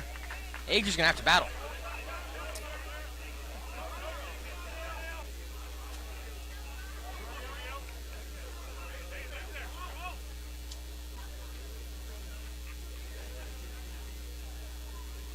Runner goes, fouled off from Akers. This inning dragging on for the Honors. You go walk, single walk, and then you go to the bullpen. You get the pop out and the strikeout. You said it. You thought he was going to get out of the inning. The third baseman, Bullis, skips the throw past Jacobs. There you go. 2 runs come in to score off of that. And then Adam Alarbi, as you said it, went the other way, beat the shift. That sets up runners at first and third. And now, if you're Sonoma, yeah, you lead it 7-3, but you find a gap, it's 9-3, and that feels like an insurmountable mountain. Yeah, Zach Pace getting his guys to play some excellent small ball here. As the 0-2 pitch hit hard into right field, will be foul. A good defensive hack there from Akers, who will live to see another pitch.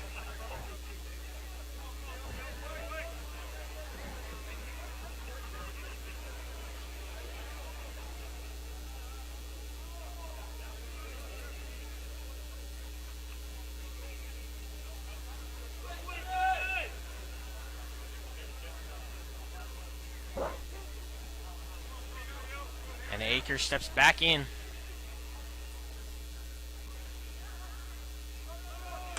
The 0-2 runner goes, and they're going to get Alarbi at second base to end the inning. 3 come across the score in the bottom of the 5th, but Alarbi caught stealing to end it. We'll be right back on the Stompers Broadcast Network. And this Sweet Caroline song is dedicated to Mary, whose birthday it is today, all right? So everybody, Sweet Caroline.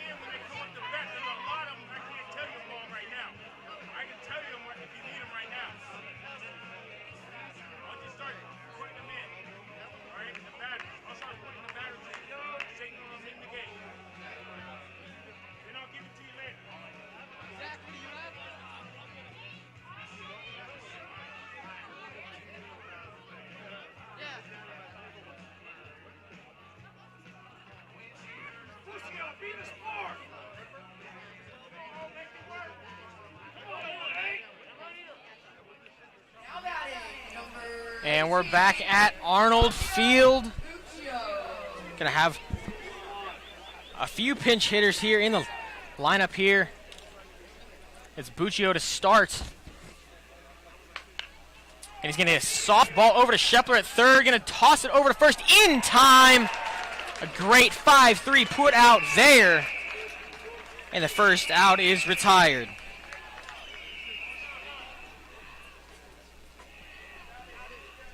Now batting, number 9, Sal Meehan. And that'll bring up Sal Meehan entering the game as well, number 9 for the Honors.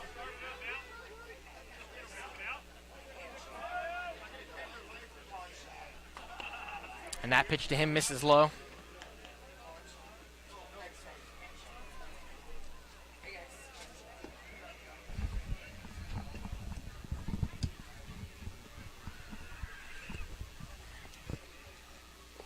And that pitch in the dirt from Marquez. And 2-0 count.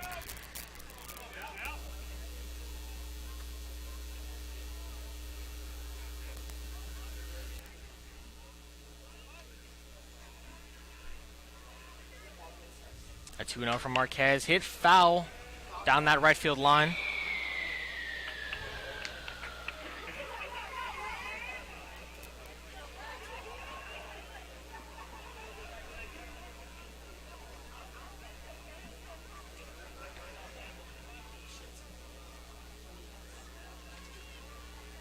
And the 2-1 delivery just low with the fastball. Marquez, in his little over inning of work, struggled to locate the fastball, missing low pretty frequently. And it's led to some traffic on the base paths, but got out of last inning for the most part. And that ball fouled off towards the first base line.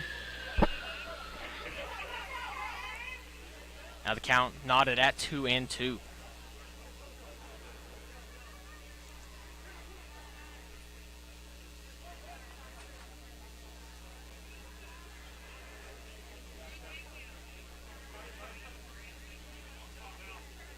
And the 3-2 from Marquez, fouled back, just tipped.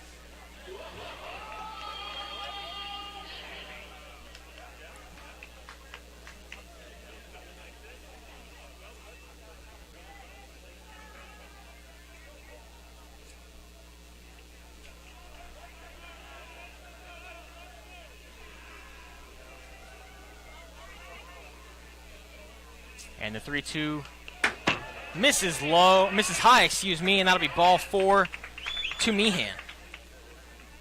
Now batting, number 10, Mason Hanshaw. And that'll bring up number 10, Mason Hanshaw, to bat for the Honors. Now batting, number 10, Mason Hanshaw.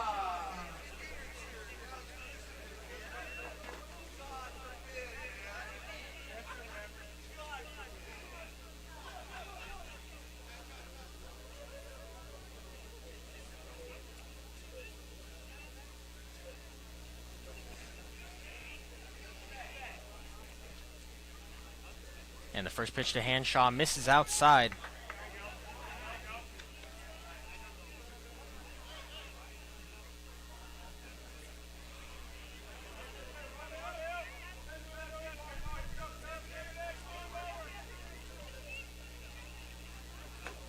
That pitch in for a strike. Marquez might have needed to see one to go. We get a small roar from the Stomper fans. Runner on first. And one out. Marquez delivers. Chopper over the pitcher's head. Tough to turn two. They're just going to go one. In time at first to Trent Keys. An excellent play there from Colton Boardman. And the second out is retired. Now batting, number 35. And that'll bring up Nate Turkington. number 35, Nate Turkington, hitting for Mateo Bullis.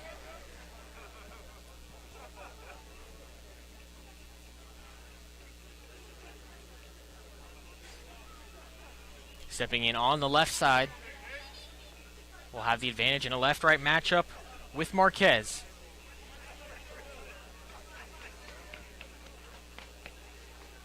And that pitch at the feet there of Turkington.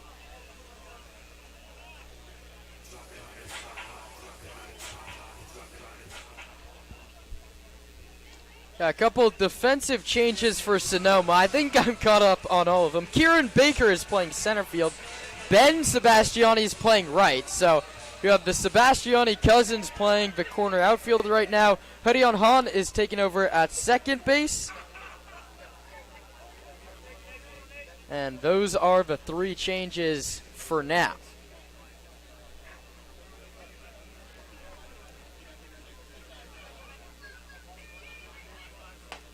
That pitch in for a strike. 1-1. I mean, here, if you're Marquez, you just need to get out of this inning. You came in a mop-up job, and you did a good job cleaning up Atkinson. Go work a clean inning here. Shutdown inning after your team gets 3.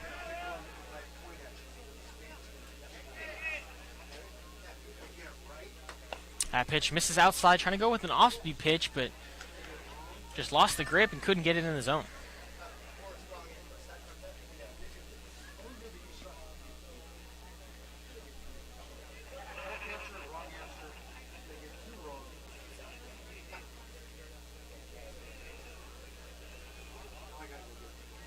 And the 2-1 pitch misses low again. Now 3-1 to Turkington.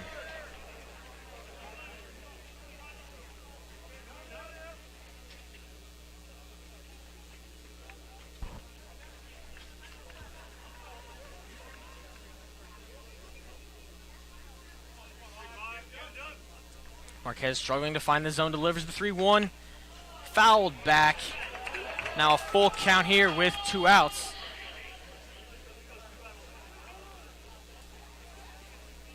It's taken Marquez 26 pitches, and he's still only gotten 4 outs. By no means efficient in his outing so far. Looking to get the 3rd out here in the top of the 6th. The 3-2 pitch. Hit sharply into center field. Coming on to make the catch is Baker, and he will end the inning. No runs on no hits. Just 1 walk and 1 base runner for the Honors in the top of the 6th. And when we come back here, the bottom half, Stompers at bat here on the Broadcast Network. All right, everybody. I've got, what's your name? I got John and Janine, and we're gonna play Name That Rock Band. So let's see if we can get help. Let's play one of those songs.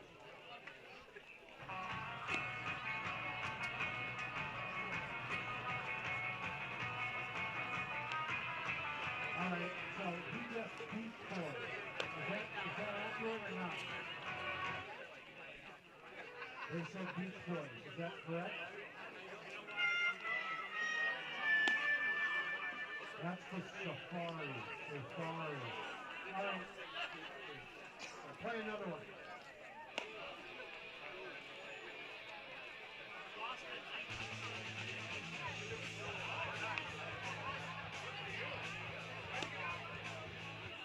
All right, what's your guess? Boston. Who says Boston?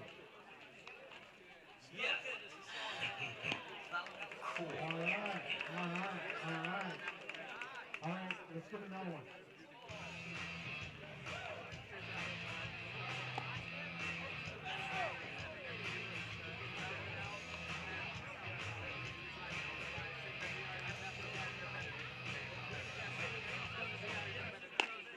All right, you got a guess? Okay, his answer is no clue. Back here in Arnold Field. Going to have a pinch hitter leading it off. It's Kieran Baker who retired the third out of that sixth inning. The top of the sixth inning here. He's going to step in for Landon Akers. It'll be Colton Boardman, and from there, your guess is as good as mine.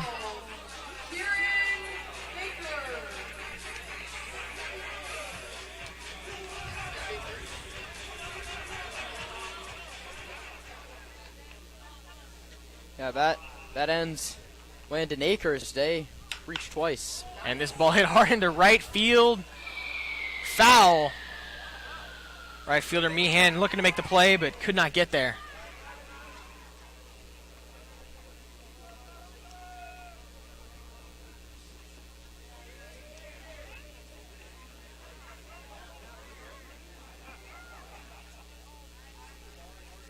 That pitch hit hard into center field.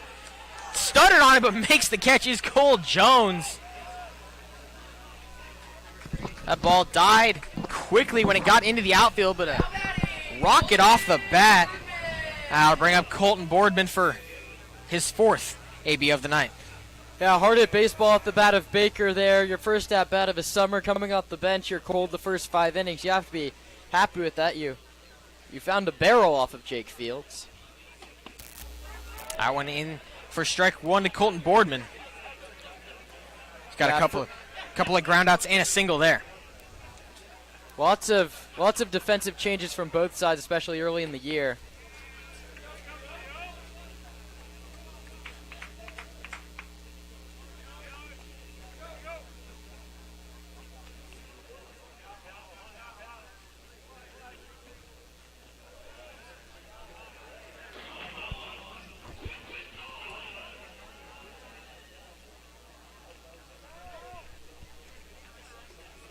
And now 1-2 count to Boardman. That pitch misses inside.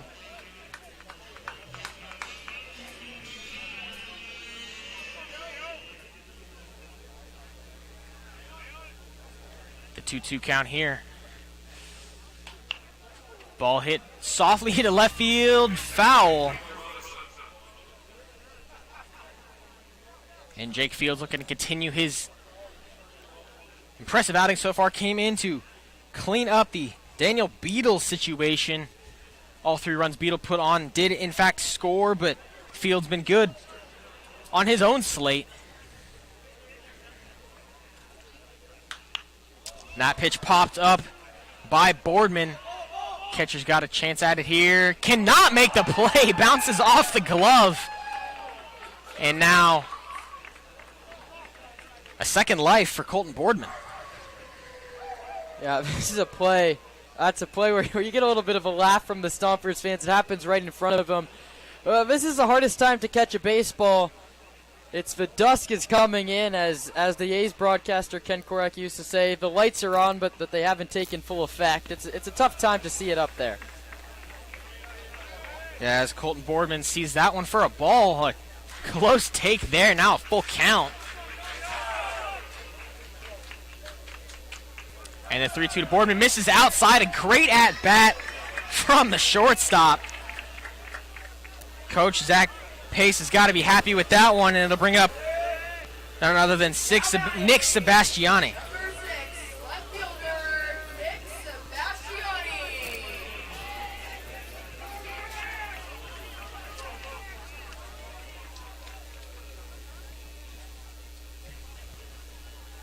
Another change coming in for Sonoma. Connor Pulowski out on deck. Pulowski, like Akers, another Bellarmine kid. May not come up, though, at a bat, not guaranteed. The infield in double play depth. The 1-0 pitch. Hit high into left center field. Looks like it's Jones coming on to make the catch. He will.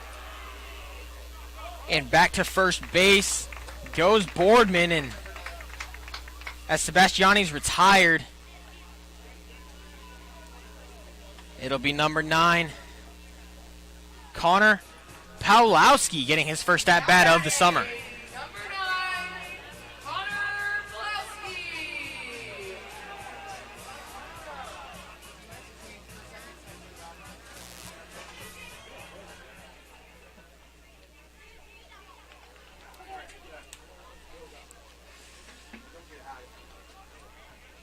Yeah, Pulaski out of Bellarmine definitely didn't get the run that Landon Akers got in his time. More of a backup catcher, didn't get in more than 15 games.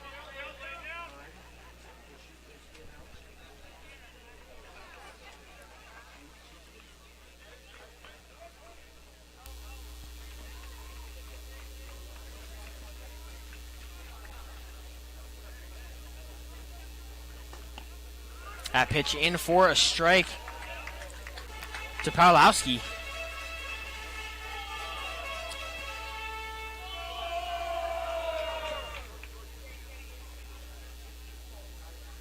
And the 0-1 offer did not go. Ball actually kicks fair off the catcher. And Boardman will advance.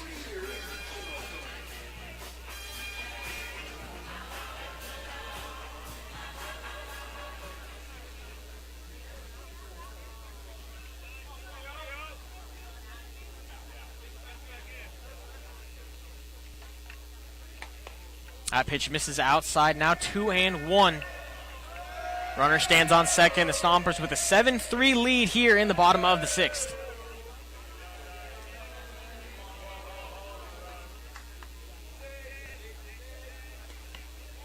Good take. And a great take there. Moves the count to 3-1. It was 0-1. Very disciplined approach here with the runner in scoring position, looking to score him.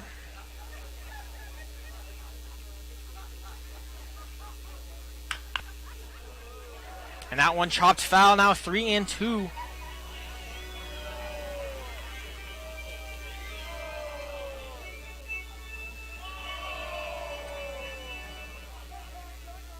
Pawlowski, the San Jose native, got 23 at-bats in the 2025 spring, 5 of which ended in a strikeout, just a 130 batting average.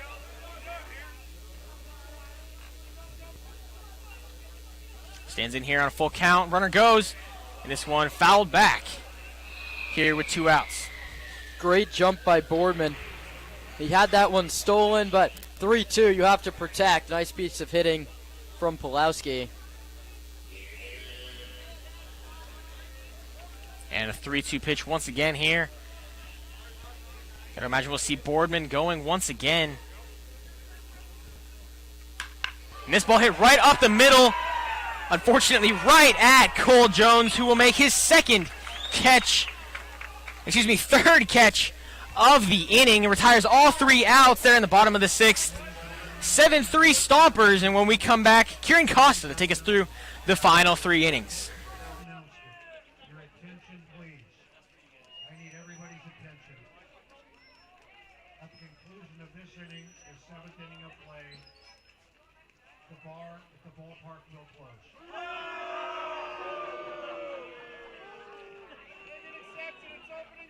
there's 2 bars right downtown Sonoma. I'll meet you for a nightcap at Steiner's, everybody. How's that?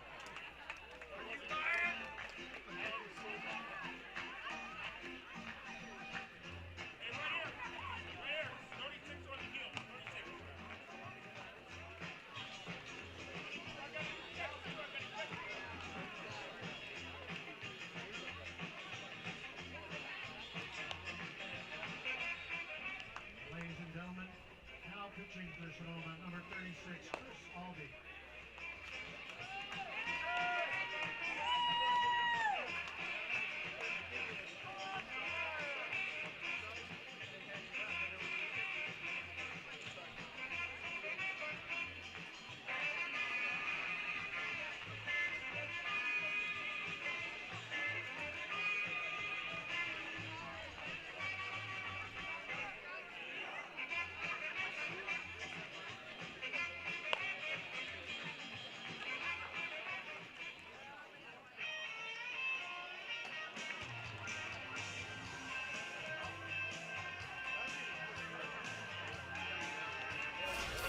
Welcome back to the Sonoma Index Tribune Press Box at beautiful Arnold Field opening day. The Stompers have a comfortable 7-3 cushion over the visiting Bercovich Honors, and they go to an old friend, Chris Albee, William Jessup reliever, redshirt junior. It's his 2nd consecutive campaign here in Sonoma County. 8 games, 9 innings, 11 Ks with a 4 ERA for Albee, who last year was at William Jessup. The year before that was at Sac City. Really kicked off his recruitment process with a strong summer in Sonoma last year. And I'll set the defense behind him. We've had a myriad of changes out there. Ben Sebastiani's in right field. Nick Sebastiani's in left field. Kieran Baker's in center. Shepler's at third. Boardman still at shortstop. Gideon Hahn has come into the game at second base, and Paul Lazul is playing first. Connor Pulowski will now do the catching. Caden Shaw will lead off. It's his first at-bat of the game. He came in as a defensive replacement a couple innings ago.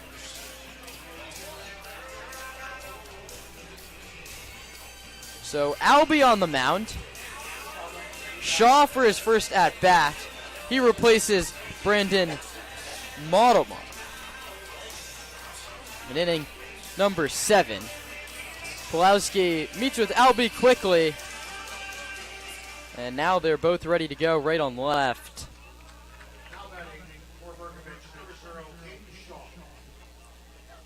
Shaw, it's a left-handed hitter, getting his first at-bat of the season. Lefty sporting the high stirrup socks. Albee from the side grooves it in there, swing and a miss, 0-1. And Chris Albee's a fun one. They say relievers have the most fun baseball superstitions. Chris Albee just has a thing of Greek yogurt that he's just eating down there in the bullpen before his start. Not a favorite of the other guys down there, but he misses away with that one. The count's 1-1. Infamous for it last year in Sonoma. He is in a 1-1 battle with Caden Shaw. And then back to the top. Albee delivers, and Shaw takes up and away. 2 balls and 1 strike. Had a lot of movement on that pitch there. Running to the arm side, another 2-seam fastball, but cannot locate it. Yeah, command wasn't really an issue for Albee last summer. 11 strikeouts, just 5 walks. 2-1 home. Caught on and missed again, 2-2. And Albee delivering from a lower arm angle than most pitchers, certainly not coming over the top. It's pretty much 3/4, right? It's not submarine. There's a couple of submariners here. It's a true 3/4 delivery from Albee. Looks sort of like a second baseman sidearming it to first. Comes home. And a fastball skips by Pulowski to the screen. Filler up 3 balls and 2 strikes. And you can often see some three-quarter arm pitchers, kind of yank some pitches like we see there. Just a bit of the angle confusion there. It makes that inside edge to a lefty kind of hard to ride sometimes. You don't want to pull it too far into him or leave it right over the heart. 3 balls and 2 strikes to 9-hitter Shaw. Albie delivers, and Shaw tries to take the head off his man on deck. Cole Jones ducks out of the way of a hard line drive the opposite way, and we'll do it again from full. Cole Jones and then Ben Skiles is slated to bat. I mean, we've had 4 defensive subs an inning. Who knows who's going to come out of that? Bercovich dug out down the third base line. 3-2 home.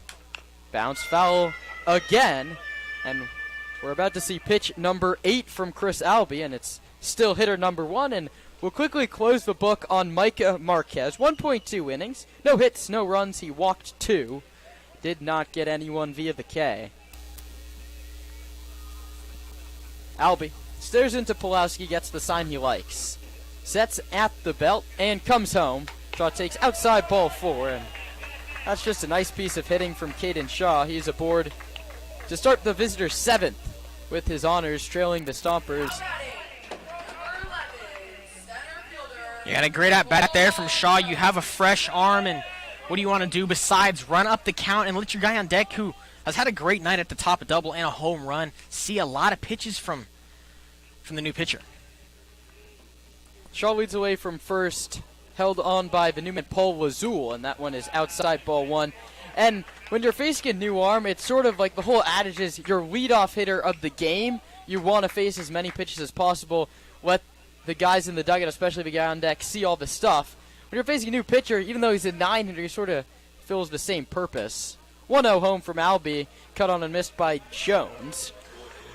Cole struck out looking in the first, homered in the third, both of those off of Atkinson, and then his last at-bat chased Atkinson from the ball game. It was a double.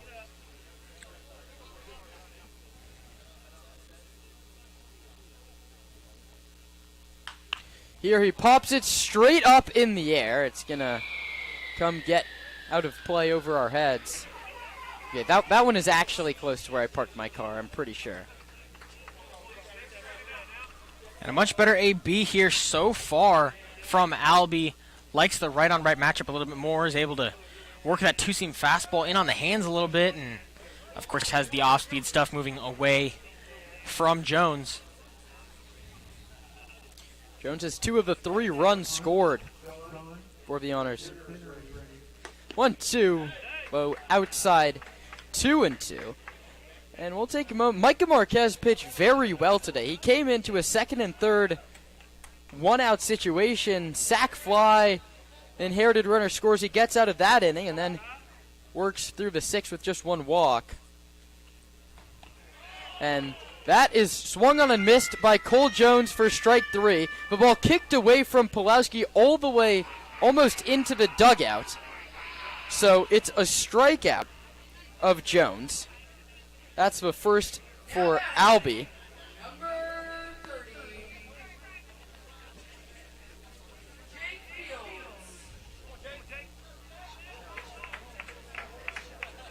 And that's going to bring up a pinch hitter, Daniel Shepard. It's the first K for Albie, and yet another change to these lineups. Albie comes home. It's a check swing, ground ball towards second. Hahn ranges over. He's going to have to get rid of it quickly. He's not going to throw it, and now he does, and he throws it away. Here comes the run, and it looked for a second like Hahn had made a great play, but he's down on the field. And time immediately called by Chris Albie, and here comes Zach Pace along with the athletic trainer. And especially on opening day, this is not a scene you want, and silence has fallen over the Arnold Field crowd.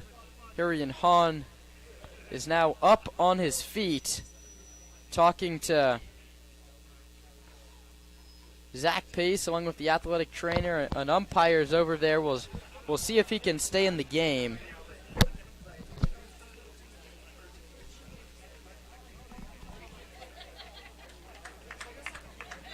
I think, a quick scoring thing, I think that was Jake Fields that took that at bat. It's going to go as an infield single plus an error. So a hit and an error on your scorecard. The only player to advance on the air was Caden Shaw, who comes in to score. On first base is Fields. Now we're going to have to see who has to come play in yet another substitution. Ian Garcia in for Caden Wild. Runner goes. It's served in to left field. A nice running play to cut it off by Boardman, but at that point, it doesn't really matter.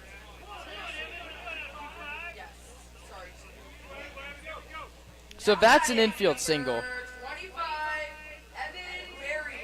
Evan Berry, yet another pinch hitter. And at this point, my scorebook's all a mess of scratching people out. It's 7-4. The score now sits after 1 run's come home in the inning, 2 on, and Berry takes low. It's 1-0. If you have a black Audi in the parking lot, you are currently blocking some cars. Where we stand right now, 8CF, black Audi. Garcia's at first, Fields is at second, and all of a sudden the tying runs at the plate in the form of the pinch hitter Evan Berry, and this one could get out of hand in a hurry, Roman. Yeah, innings certainly getting away from Albie here. He's got a double play set up in a couple different fashions, or can get a strikeout here and change it completely, but needs to make a good pitch here. 1 ball, 1 strike, 1 out. Albie pitches, gets the swing and miss on Berry. Counts 1-2. That closes the book on Michael Olson, who started the game. He went 0 for 3, a ground out, a strikeout, and a flyout.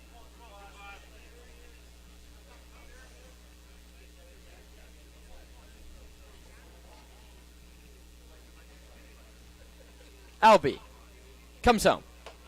Right there for a called strike 3, the second punch out of the inning. Evan Berry's gone a looking. He has to turn and head back to the dugout. A fruitless at-bat with runners in scoring position for Bercovich. Second K for Albie. Buccio comes in. That's going to be the second at-bat for him. He grounded out his first trip against Marquez. Albie looking to limit the damage in inning number 7. Pitches. Buccio cuts and misses. He wanted to tie up this ball game with just 1 swing. He comes up empty. It's 0-1. Yeah, Buccio entering here, trying to tie up the ball game with that hefty swing, but some small ball being played here from the honors, but might get held up by those 2 strikeouts. Credit to Albie for doing a great job. Albie delivers. Buccio cuts and misses again. 0-2. Albie battling well, and Buccio here gonna need to choke up on that bat, take a smaller hack here, get something in play, and hope it finds a gap. Certainly don't want to leave 2 runners aboard here this late in the ballgame. 2 on, 2 outs, 2 strikes. 7th inning, the pitch struck him out swinging. Chris Albie gets Buccio to swing and miss on 3 straight, and the side is retired. Albie picks up 3 strikeouts, but allows 1 to score on 2 hits. Time to stretch at Arnold Field in Sonoma. Stompers lead the honors 7-4 on the Sonoma Stompers Broadcast Network. All right, everybody. 7th inning stretch. Kick down for the ball game.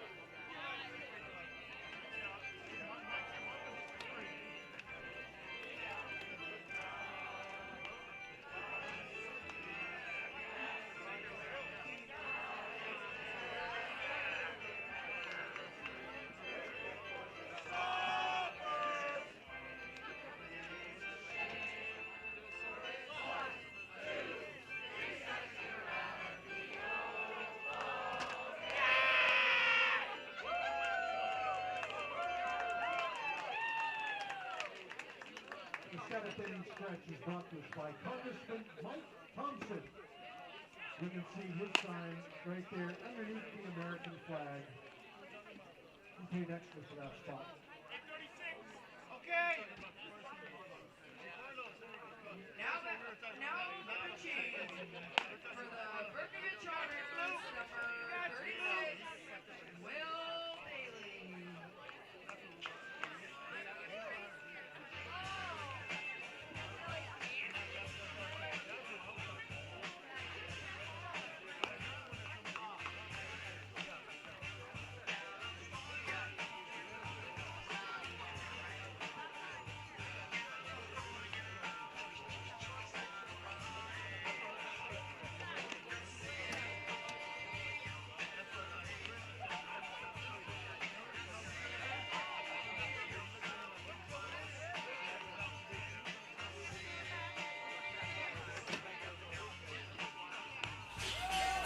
a new pitcher is Will Bailey. Right-hander out of West Valley College from Olympia, Washington, stands 6'6", 225. He'll face 3 Stompers hitters this inning. Anthony Shepler, Gideon Hahn, and Paul Lazul. Bailey pitched 7 innings for West Valley and gave up 13 earned runs. That's an ERA close to 16. Uh-oh. And there's been a lot of changes around the field. I'll get to that after Shepler swings and misses at pitch number 1. Hit by a pitch, triple, walk, RBI. Anthony Shepler, it has to be a fun return to the diamond for him. Here comes the 0-1 pitch. Gideon Hahn waits on deck, and Shepler cuts and misses 0-2.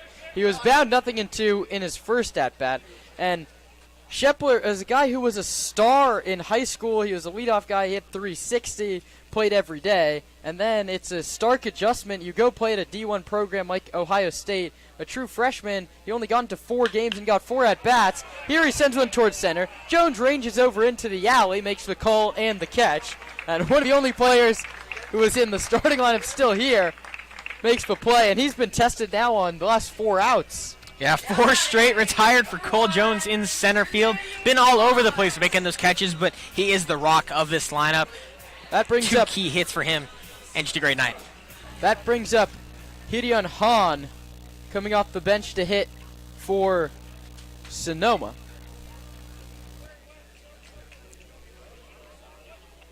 He was Bay Valley All-Conference first team, and he hit over 400, and he takes outside ball 1. He played for Los Medanos. Stands in from the left side. Watching batting practice yesterday, the squad's, or this new Stompers team got some at-bats up. The 1-0 is inside 2-0. I was standing down on the field with Coach Casey Gilroy, the bench coach, does a lot of BP work with the Stompers. He said Gideon Hahn had the best approach he saw from anybody, and that's the little situational hitting drills they do. He really liked the approach that the left-handed hitter gave. Here comes the 2-0 to him, and Bailey finds the outside corner 2-1. And at this point, you're just happy to see Hahn in the ball game. He took a tumble on the play over at second, but he's good to go and awaits a 2-1 pitch from the left side coming from Will Bailey. And takes outside corner again, same spot, same call, 2-2. And you're going to have to use that disciplined approach you were talking about there, but part of that was really impressive at Los Medanos. He had 9 sac flies. Just an incredible guy, able to put the ball in play when he needs it there, and a true team player. 2 balls, 2 strikes, and he struck him out. First strikeout for Bailey gets Hahn. And that brings up Paul Lazul.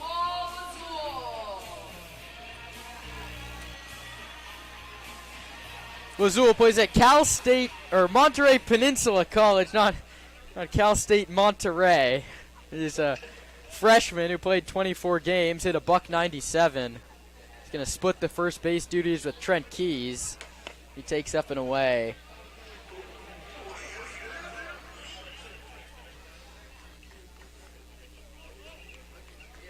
Tough day for Trent Keys at the plate. He struck out 3 times. Great day for Trent Keys in the field. He made 3 very nice plays, a couple swipe tags. 1-0's high, 2-0. And Bailey's now fallen behind the last 2 hitters, 2 balls and no strikes. He ended up to get Hahn on the next 3 pitches after that. Quickly, we'll close the book on Jake Fields. 2 innings, 2 hits, a walk, and a K. Nothing across for the Stompers in the 6 outs he recorded. 2-0 home. Right down the middle, 2-1.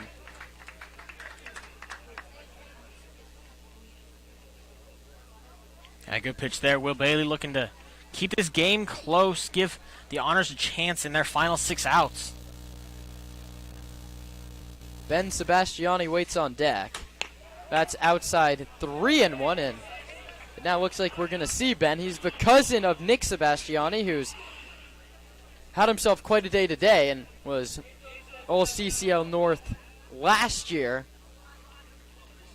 Ben got a handful at bats at the College of Marin. 3-1. In there, 3-2. Paul Azul turned and was ready to toss the bat and head to first. Instead, he'll wait a payoff delivery from Will Bailey. 3 balls and 2 strikes. Stompers lead at 7-4, last of the 7th. Opening day from Arnold Field in Sonoma. 3-2 home. Lazul rung up on strikes at the knees. And Mike Iglesias is the first one out of that dugout. And he goes and picks up his pitcher on the third base line. Happy for Bailey. He retires the Stompers in order with a couple of punch-outs. To the 8th inning we go. 7-4 Stompers. You're watching the Sonoma Stompers Broadcast Network.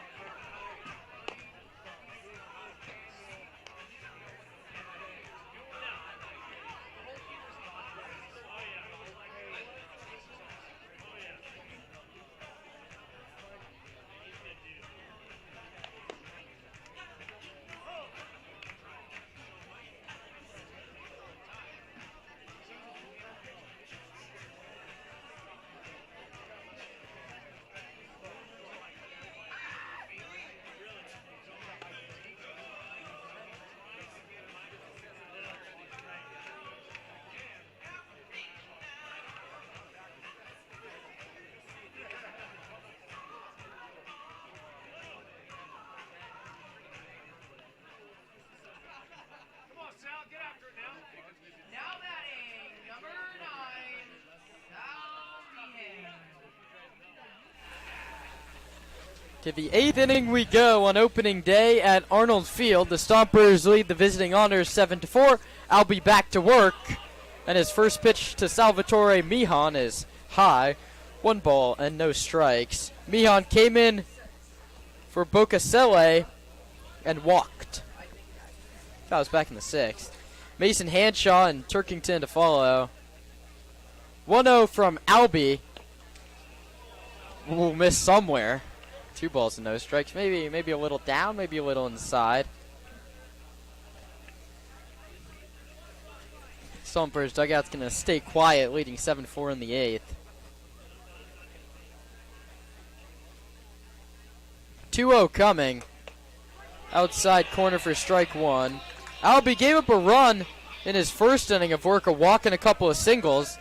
The 3 other hitters went down via the K, so the swing and miss stuff working, and both the singles were infield singles, not very hard hit baseballs at all. And that one misses well inside. 3 balls and 1 strike. Albie been a little bit wild, had those couple of infield singles, but was really effective. 3 strikeouts like you mentioned. Gonna look to continue to be dominant here. Slowly but surely counting down the Honors outs available. 6 of them if you're counting, and that one's popped up foul. It'll stay at 6, and the count will move to 3 balls and 2 strikes.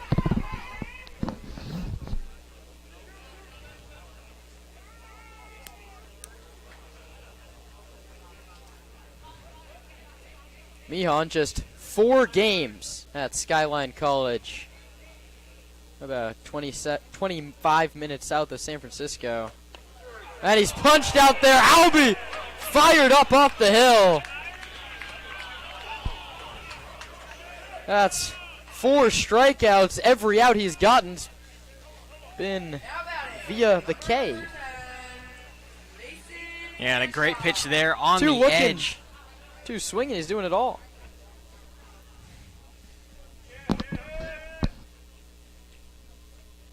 First pitch. There's a hook towards Mason Hanshaw's head. That's to the screen. Hanshaw came in to replace Tanner Lee, first as a defensive substitution when he went to the new pitcher. Then he got an at-bat and he grounded out off Marquez. Albee comes home. Outside corner called strike. And a great 2-seam fastball there. Started it looking like it was going to go towards that outside edge and then just cut right back into the zone. 1 ball, 1 strike, 1 out. Stompers lead at 7-4 in the 8th.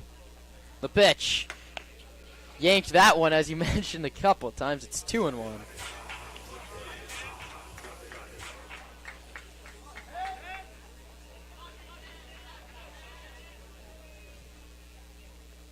Two balls and 1 strike. Stompers lead by 3 in inning number 8. Infield and outfield straight away. This one's bounced towards second. Hahn fields at the edge of the grass, throws to first in time. The putout goes 4-3. And there's 2 away. Albee looking for a clean second inning of work. I'm talking countdown. There's 4 outs left for the Honors to try and claw their way back into the ballgame. And a great play there from Hahn. Was very patient on that one. A really hard ball coming out of some thick grass there, and took even a funky hop on him, but timed it upright, got his body in front of it, and was able to make the play over to first. That one misses low to Turkington, who lined out to center field. A hard hit baseball. His first trip, his only trip, as he came in for Mateo Bullis. He awaits a 1-0. This is the only time the Honors are on the schedule for this season. So, one and done series. Petaluma Athletic Edge coming for 2. That'll be tomorrow and Friday. Tickets available on the Stompers website, or give us a call if you want to come out to Arnold Field. And, well, if you can't, you always have Roman and I on the cast for every single home game here on the Sonoma Stompers YouTube channel. And we're on Mixlr on the road. All of those links on the Stompers website. 2-0 from Albee. In there, 2-1. The Honors are a cool program. They're part of Head First Baseball, a baseball academy in the area, with a couple fun names that have come out of the Bercovich Baseball Academy. That one's outside 3-1. Rowdy Telez is a journeyman first baseman. He's been around. Miles Masterboni playing in Seattle these days, and Brian Wu, who's having a hell of a start to this campaign in Seattle. An Oakland kid, Brian Wu, played here. 3-1. Wide ball 4. That's the second walk issued for Albee, and that's going to bring up Caden Shaw. And just a great at-bat there. Really patient, seeing some strikes, but really just knowing that Albee's been a little bit wild and is trying to ride the edges. So if you think it's, maybe going to be just off that edge, running the risk and laying off, and finds himself a walk. Pitch home. Is wide, 1 ball and no strikes to Caden Shaw, who's faced in his only at-bat Chris Albee. That was to lead off the 7th, and he walked. I wonder how many times Albee is going to see the same hitter twice this season, especially come league play. Not a reliever that shows a lot of length, and it's 1-1. He's been solid today. Still no hard contact off him. They had 2 hits last inning. Both of those infield hits. And a couple walks have hurt him too, but 4 punch outs for Albee. A pick back to first, out of the glove of Lazul. Smart play by Connor Pulowski. Saw the runner Turkington take a few too many steps on that secondary lead, fired back, and would have been a very close play if it had stayed in the glove of the new first baseman, Paul Lazul. 2 balls, 1 strike, 2 outs, 8th inning. Albie looking to get the Stompers' bats back up there for a little extra insurance, and Shaw was all over that one. A hard foul ball back to the screen. The count's even 2-2. It's now the 40 pitch mark for Chris Albie. 2 balls, 2 strikes, 2 outs, 8th inning. Albie pitches, and Shaw fouls it off again. A good battle brewing between Shaw and Albie. If you remember back to last inning, he was the first guy to face Albie. He faced 8 pitches and drew a walk. A couple of really disciplined approached at bats from Shaw here, and Albie, a lot more length in this than a typical outing. Here comes pitch number 6. Low 3-2. And now there's action up in the Stomper bullpen. And Zach Pace is telling Paul Lazul, don't hold him on. It's 3-2 and 2 outs. He's running either way. And we'll see how big of a lead Turkington gets on that little lip of the grass at first base. Running on the pitch. Albie misses way outside. It's going to kick off the screen back to Pulowski. A couple 2-out walks from the bottom of the lineup for the Honors. And we saw this situation last inning. It's the tying run at the dish, and not the guy you want to be the tying run. He's already homered once today. If he does the same thing, we're level at 7. And Zach Pace is looking down towards that bullpen. We'll see if it's a consultation or a move. 43 pitches for Albie as they take a meeting at the mound. We'll step aside for just a second. Kieran Costa and Roman Raffelli on the Sonoma Stompers Broadcast Network.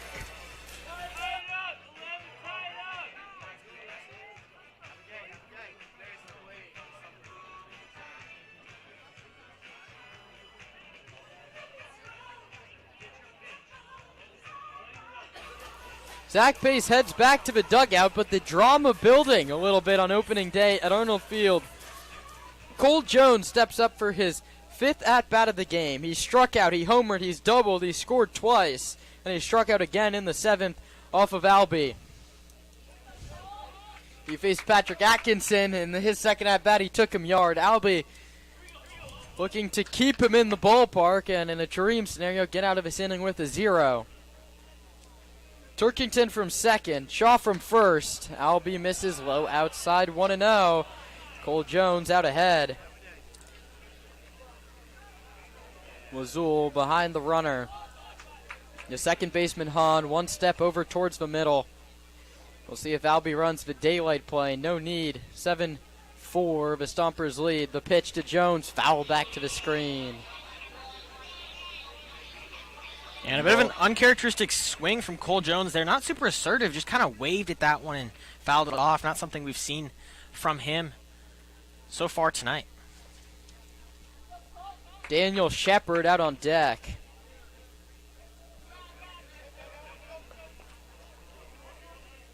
Single off of Albie.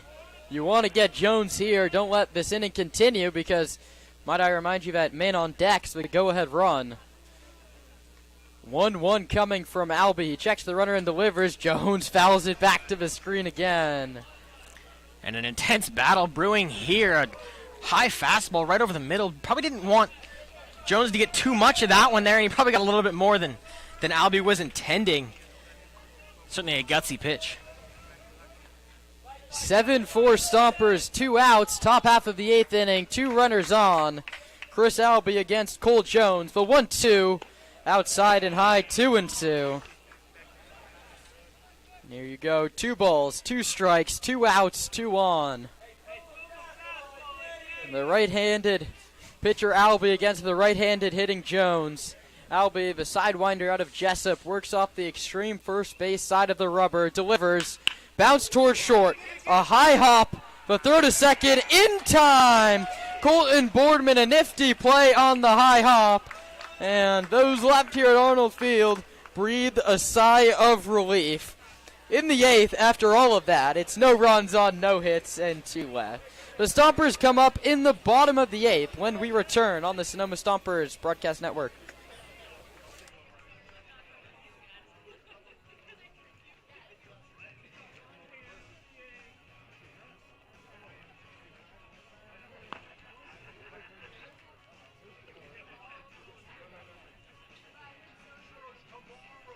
Now pitching for the Bercovich honors, number 23, Hunter Olson. And he has an A by his name. He's got an A by the number. Got it? Okay.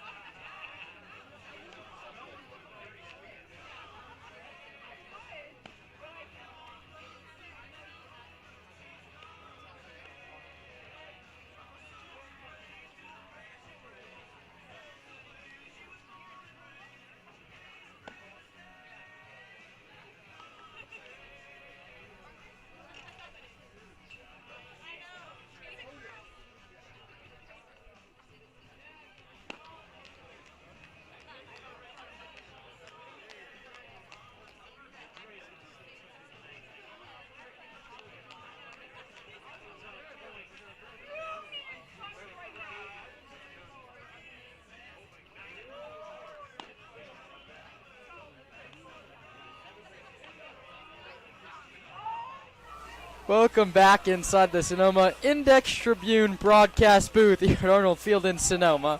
I'm Kieran Costa, joined alongside Roman Raffelli. It's opening day. The Stompers lead it 7-4, and they're about to face their 6th different pitcher. It's the 6'6", 205-pound right-hander out of Campbell, California, Hunter Olson, in 2 appearances, 2 innings, and 4 earned runs. Now batting for the Stompers, He's going to face Ben Sebastiani. Ben Sebastiani. Adam Alarbi, and then back to the top, the center fielder, Kieran Baker.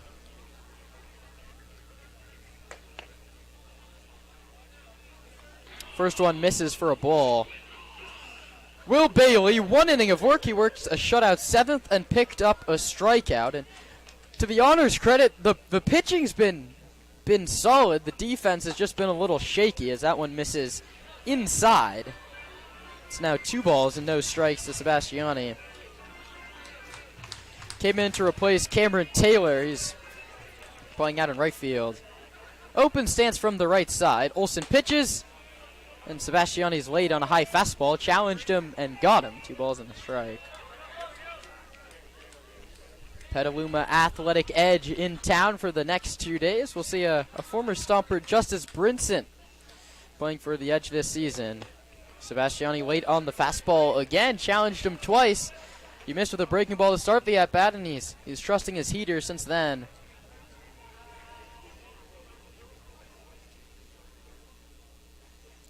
Two balls and 2 strikes to Ben Sebastiani. Another local product, played a couple of games at College of Marin last year. He takes upstairs, and that fills up the count at 3 balls and 2 strikes.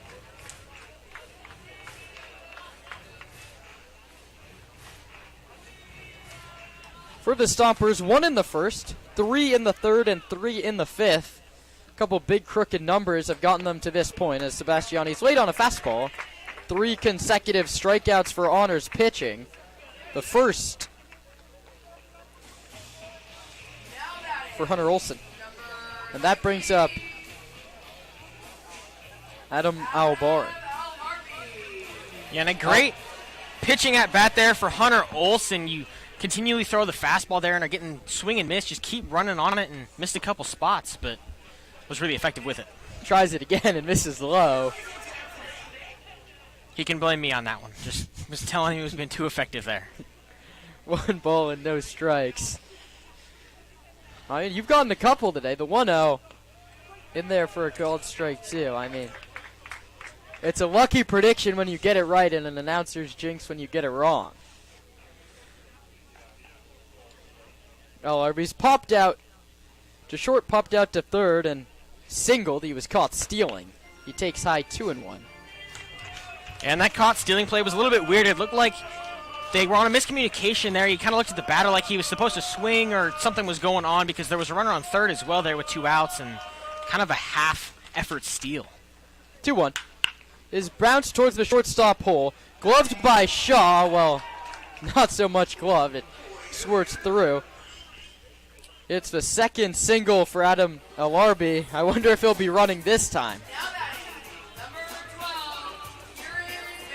That brings up Kieran Baker for his second trip. He hit the ball hard last time up, but Cole Jones made a nice play coming on in center. So Baker 0 for 1. The pitch. Fastball in there for a called strike 1. He continues to pound the heater.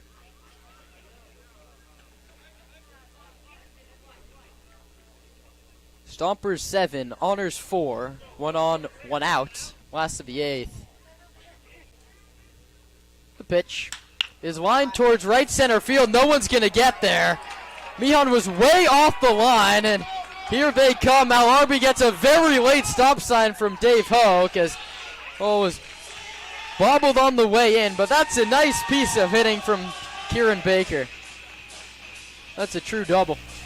Yeah, you talk about a true double there. Just saw a pitch middle away, found a barrel and sent it into right center field, and he's got some wheels on him. Had the runner been sent from third, I think we might have seen him push for the triple, but nonetheless a great 1-out double here in the bottom of the 8th as the Stompers look to add some insurance runs. Yeah, Baker didn't get to start today, but he hit .302 at the College of San Mateo. A College of San Mateo squad that played very well in league play. They finished 28-16, a disappointing loss in the regional early as Boardman cuts and misses a high fastball as he digs in for his 5th at-bat of the day. He's grounded out, singled and scored. Grounded out again, walked and stolen a base. Made a nice play, went the short way to end the top half of this inning out at short. 0-1. They're going to say that one clipped him. He's on base for the 3rd time today, and the Stompers have the bases loaded. Yeah, and his 3rd different way on today. Certainly a busy night, as well as playing some good defense in the field, like you mentioned. A really productive guy in that 2-hole, and I think we're going to see a lot of him this summer from the Stompers. That brings up Nick Sebastiani looking to make the CCL North team for a 2nd year in a row. Hit on the hands and fouled straight back to the screen. He doubled and scored on a pass ball in the 1st inning. He popped out in a tough situation. He had 2nd and 3rd, nobody out, and he popped out in the 3rd. He walked and scored in the 5th. He scored twice, and you guessed it, both of those were on pass balls. 0-1. Buck misses high 1-1. I think you should stay with the fastball. I think you should go out there and tell him that. I'll think about it. A much bigger dude there. I don't know if I need to go tell him how to do his job. Might end poorly for me.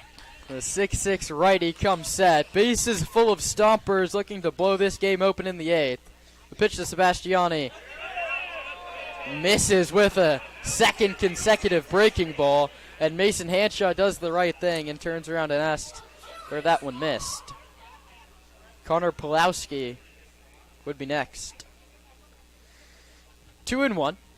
Sebastiani a chance to pick up a couple RBIs. He tried for 4 of them on that swing, but came up empty on a high fastball. The count's 2-2. Yeah, the next time someone asks me what a home run swing looks like, I'm going to go show them that replay there. A very healthy hack on a high fastball.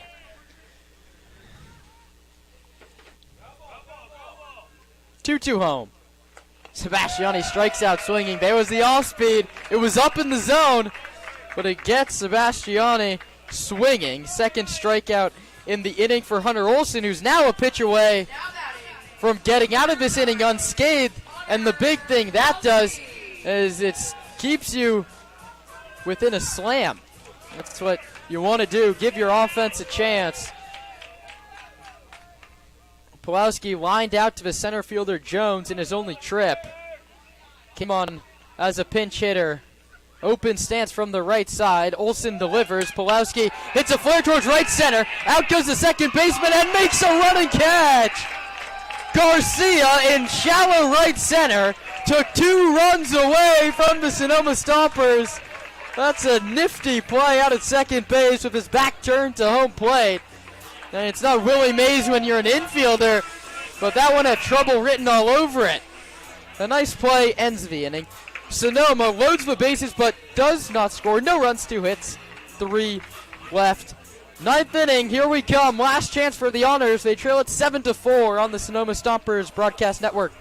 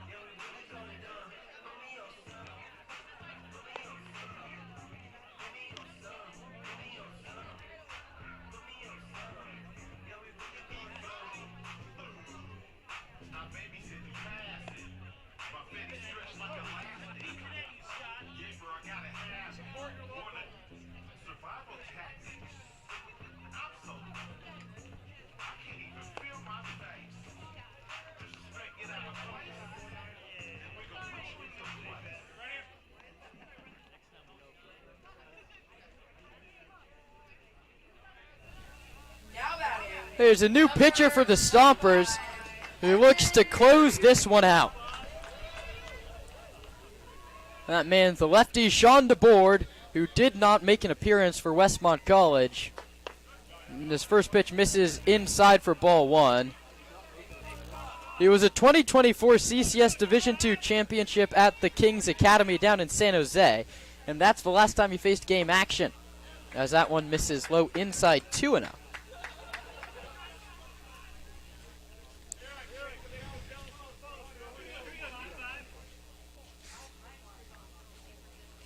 That one is in there, 2 balls and 1 strike. Another pinch hitter, it's Anthony Esparza, who awaits the 2-1. Upstairs, 3-1, and you don't want Esparza to get aboard. You want the leadoff guy, and now it's all of a sudden a save situation. 3-1. Outside ball 4. Yeah, the not leadoff man aboard. Not pitching for the save yet here, but a run comes across and gets that much closer. But got to be careful here. Don't want to toe the line of making this a close game. Number 55, Anthony Esparza.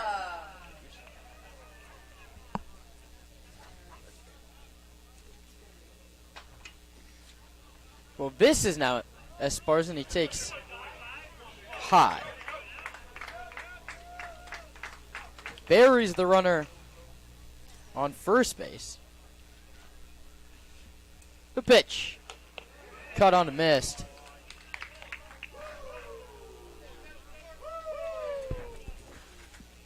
Esparza, tall right-handed hitter. 1 ball and 1 strike. Pitch. Inside 2-1.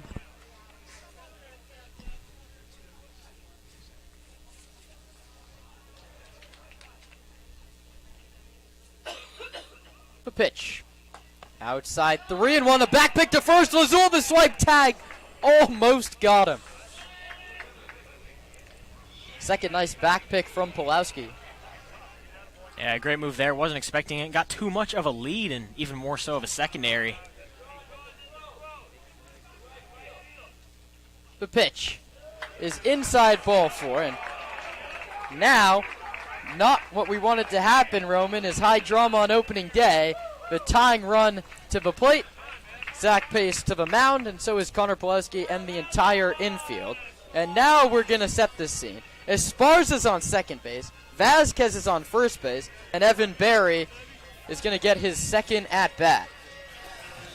He struck out looking against Albie.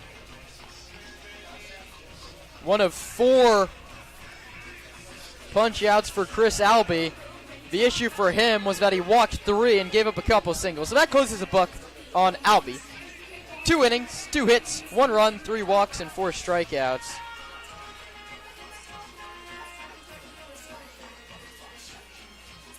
And a big moment here. Really just want to close this game out. If you're DeBoard, you're not quite having the command that you would like to have here, and just some really patient approaches. But, you know, you're 1 ground ball from a double play here. You can step on third, go 1. You can go to second, then go to first. The options are there, but you got to execute here. You got to control your pitches and let the defense work. And DeBoard's going to step off back behind the hill before he attacks Evan Berry.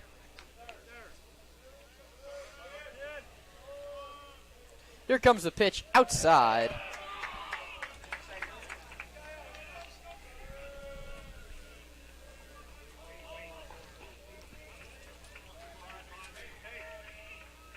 One ball and no strikes. Tying run at the dish.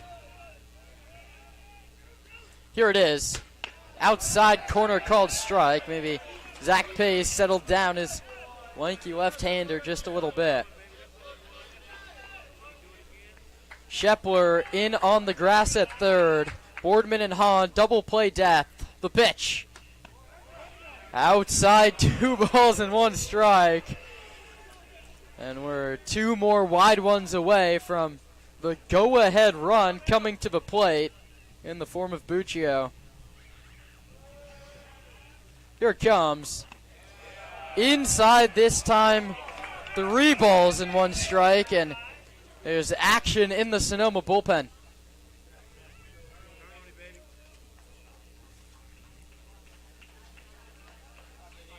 Pitch. In there for a called strike. The count runs full 3-2, and you need it here.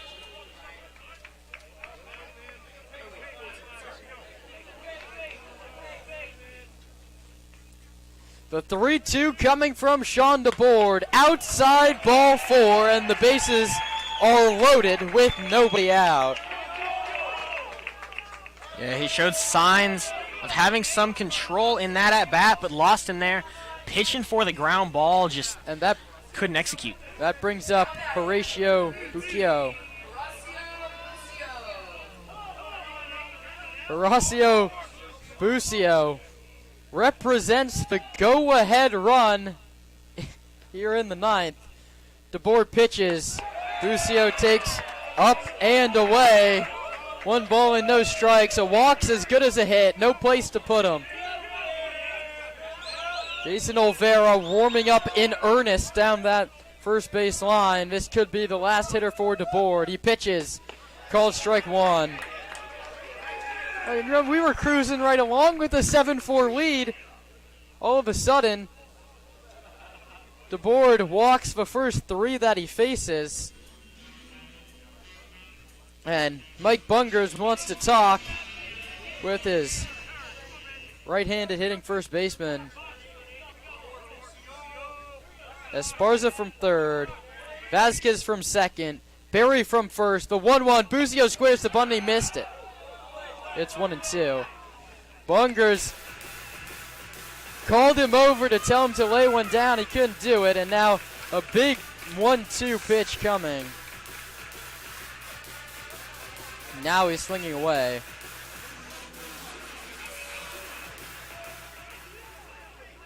One ball, 2 strikes, bases loaded, nobody out in the 9th. The pitch home, struck him out swinging. He climbs the ladder and gets Buccio to swing through it. A much-needed first out for Sean DeBoard, but The worry's still there. If he finds a gap, we could be tied. He brings up Sal Mihan. He's walked and struck out. 2 trips off the bench. DeBoard pitches. Up and away. 1 ball and no strikes. Walk, walk, walk to start the inning, and he finally gets an out by getting Busio to strike out swinging. DeBoard comes set at the belt. Pitches. Called strike outside edge. And that's a great pitch there because more importantly, you get a ground ball here you can turn to and be completely over with it. You don't got to go try to strike out 2 more. Just need to let the defense work here, but the command's been an issue. You have 2 runs to work with, thank goodness. That one's outside 2-1. 2 balls, 1 strike. Top half of the 9th. The Stompers lead by 3. DeBoard delivers outside. 3 balls and 1 strike, and we're 1 ball away from forcing in a run. He has to come in the zone. This is a big spot for Sal Mihan. DeBoard, this one's got to be there. He delivers outside, ball 4. Esparza comes in to score. Vasquez moves to third. Barry moves to second. And Zach Pace moves his way out to the mound. You'd have to assume he's going to make a change, and he does. Bases loaded. 1 out, 2-run game in the 9th. We'll step away for just a second. Don't go anywhere. High drama on opening day. Catch the finale of this one on the Sonoma Stompers Broadcast Network.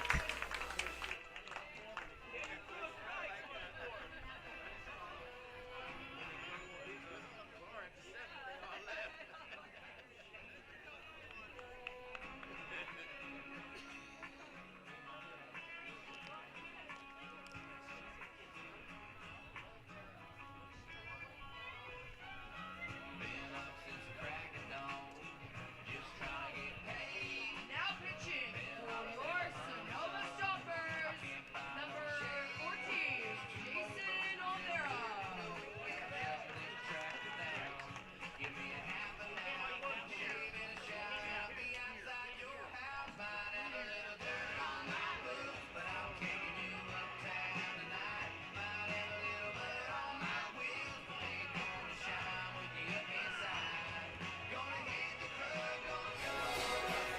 High drama brewing in Sonoma. Well, maybe not brewing, but high drama's already brewed. The bases are loaded.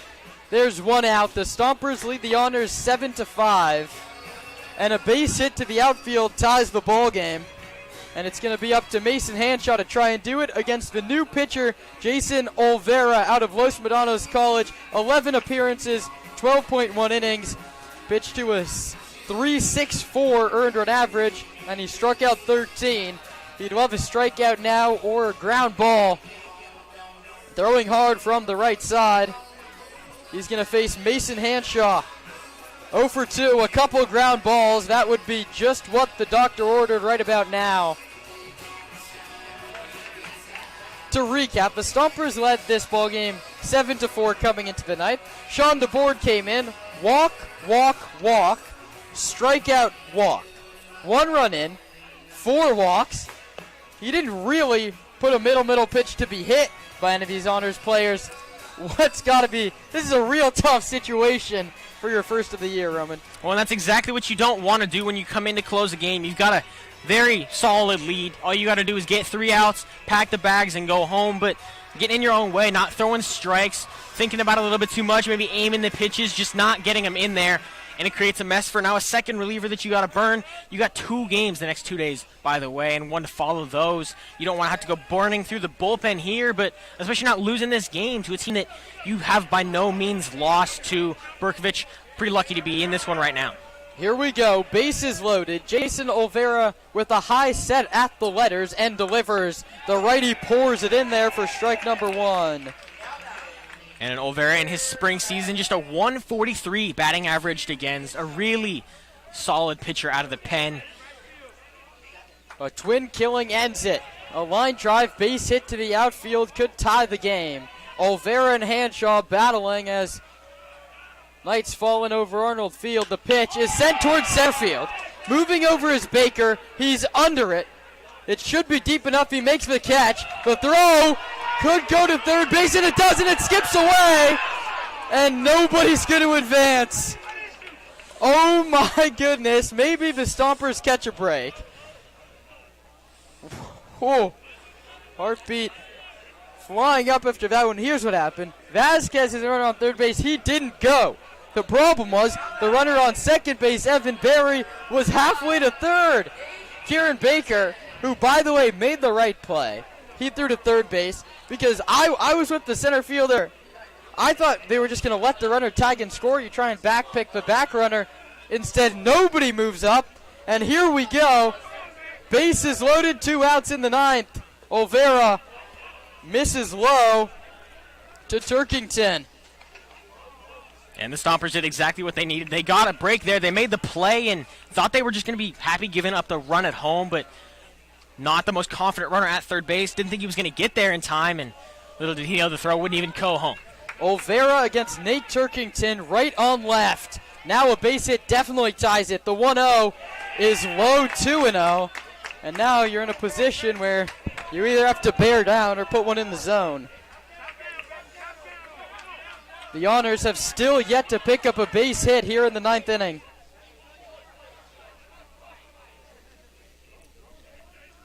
Two balls and no strikes. Olvera with a very high set. Pitches to the lefty. Inside, it's past Pulowski. It's going to kick away. The throw to the plate is backed up by the third baseman, Shepler. That was almost disaster. Well, it was disaster a little bit. 1 run scores. It's a play that would have been very difficult for Pulowski. It kicked towards the Stompers' dugout. He gets there. Olvera covers the bag. Pulowski threw it over his head. Thank goodness Shepler was there. It's a wild pitch. It's a 1-run game, and the tying run is 90 feet away, and it's 3 balls and no strikes to Turkington. I mean, at this point, just give him a free pass. Nothing in the zone on 3-0. And the 3-0 pitch here, you got to wonder if the green light is on. You have to think it is. 3-0. It was a red light. It was a called strike over the outside edge. That's also not your green light pitch. I was just clipped the outer third. A base hit gives Bercovich the lead. 2 home here in the ninth. Olvera comes home with a 3-1. Fouled back to the screen, 3-2. And now we get a big payoff delivery. Stompers 7, Honors 6. Opening day at Arnold Field. 3 balls, 2 strikes, 2 outs. The tying run 90 feet away. And it all comes down to Jason Olvera and Nate Turkington. The righty's ready. Takes a deep breath. Hands come set and delivers. Low ball 4, load him up. You count walks in this inning, Roman? Because I have 5.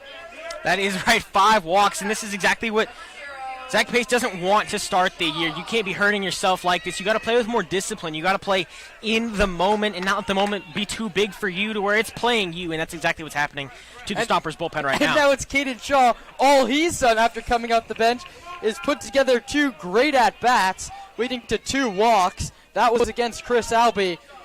Jason Olvera, if he walks him, we have a tie game. No place to put him. Yet another lefty. This first one has to be in the zone. Here it comes. It is 0-1. And as the Stompers faithful, you have to breathe a little bit of a sigh of relief. It feels like no one out on the mound has been pitching from ahead here in this 9th inning. Bases loaded. 2 outs. 9th inning, 1-run ball game on opening day. Olvera delivers. Low, 1-1. Nice pitch. Well, and certainly what you don't want to do here is, yes, walk in the tying run, but then guess who is sitting on deck? Uh-oh. None other than Cole Jones. It's not who you want to see. 1 ball, 1 strike, 2 outs. The pitch. Over but low again, 2-1. Welcome back to Stompers Baseball Sonoma. You have another 47 of these over the next couple months. 2-1. Coming from Olvera to Shaw. Grounded foul at home plate, 2-2. And now you're a pitch away from getting out of it, and you have to leave Cole Jones in the on-deck circle. Right, now you have a strike to work with, or a ball to work with, something that we haven't been able to say for most of this inning for the Stompers pitchers. Don't get me to a 3-2 count here. Here we go, 2 balls and 2 strikes. Jason Olvera against Caden Shaw. The honors runners takes their lead from every base. Olvera stares in to get his sign, finds the one he likes, and is ready. The 2-2 home with 2 outs in the 9th. Olvera delivers. Ball 3-2. And there's no place to put him. The carousel begins. You couldn't ask for a more dramatic way to end opening day. And if this pitch misses the zone, it won't be over just yet. 3 balls, 2 strikes, 2 outs, bases loaded in the 9th. Olvera pitches, and it's lined hard but foul towards the honors dugout down the third base line. Hey, nothing comes easy. Welcome to the baseball season. And I feel like as every passing pitch, Roman, the advantage has to edge towards Caden Shaw. Just wearing down the pitcher here. Living to see another one, fighting for a good pitch, and really just making him throw strikes because that's not something that the honors have seen much of in this 9th inning. Let's do another 3-2.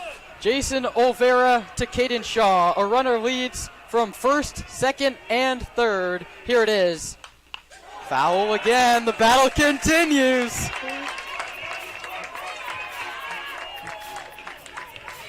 And I mean, what a battle between these two here. The pressure doesn't get any higher. Top of the 9th, bases loaded, and just continuing to fight tooth and nail for strike 3, ball 4, a single in the gap. 3 balls, 2 strikes, 2 outs. The 8th pitch of the battle between Olvera and Shaw. Low ball 4, we're tied. How about that? How about that? 6 walks in the inning has led to 3 Bercovich honors runs, a tie ball game at 7, and only Cole Jones coming up, who's homered, doubled, and scored twice. I mean, I wanted to see an opening day walk-off just as much as the next guys, but I feel like we could have wrapped this one up about 15 minutes ago.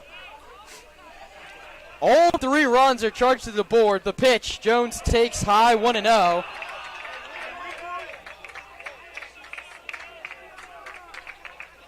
And certainly not the situation you want here if you're Sonoma. You come into the inning with a 3-run lead, and you've had the lead for almost all of this game except for a tie. Hey, we went it coast to coast. You scored in the first. Well, you don't lead it anymore. The 1-0. Inside 2-0, and now you gotta get worried.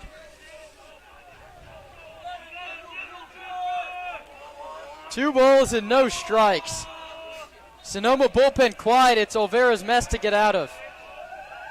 The 2-0 home to Jones, way outside, 3-0. And the honors fans in attendance are loving it. The Stompers fans who are having a fun opening day are stunned into silence by a nightmarish 9th frame. 3-0 coming. Outside, ball 4. You know, and while that's not a good move there, you walk in the lead run here and you walk in 4 in the inning. I think that's not the guy you want to pitch to in that situation. You never want to give up a run, but I think a walk to him, not a good thing, but definitely not the worst thing because the dude hit a bomb to left field and then a double in the gap. He's been their best hitter all night long. So a walk there, not the worst thing. So this inning, to recap, 9 men have now come to the plate. walk, walk, walk, strikeout, walk, fly out, walk, walk, walk. 9 hitters, 4 runs, 3 on, 2 out, 7 walks. And if you haven't watched a lot of Collegiate League baseball, welcome to the show. This brings up Esparza for his second at-bat of the inning. He's already walked once. Olvera delivers a called strike, and Roman, maybe at the end of the day, in about 15 minutes, we're all celebrating a nice Stompers walk-off, but a lot of work to do before then.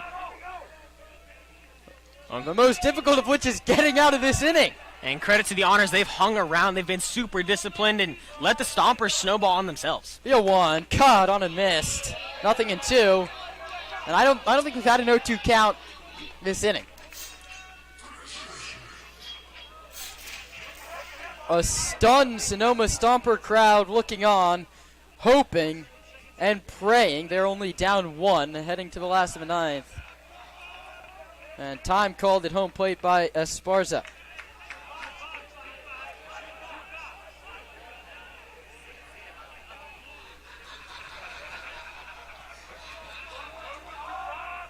Seven walks in the inning. 4 have come in to score. 0-2. Struck him out swinging. And the inning mercifully is over. For the Honors, listen to this one. 4 runs on no hits and 3 left. 2 Stompers pitchers combined to walk 7. Work to do in the last of the night for the offense when we come back. It's a walk-off or it's a stunning loss. It's the Stompers and the Honors. 1 half inning left of opening day baseball on the Stompers Broadcast Network.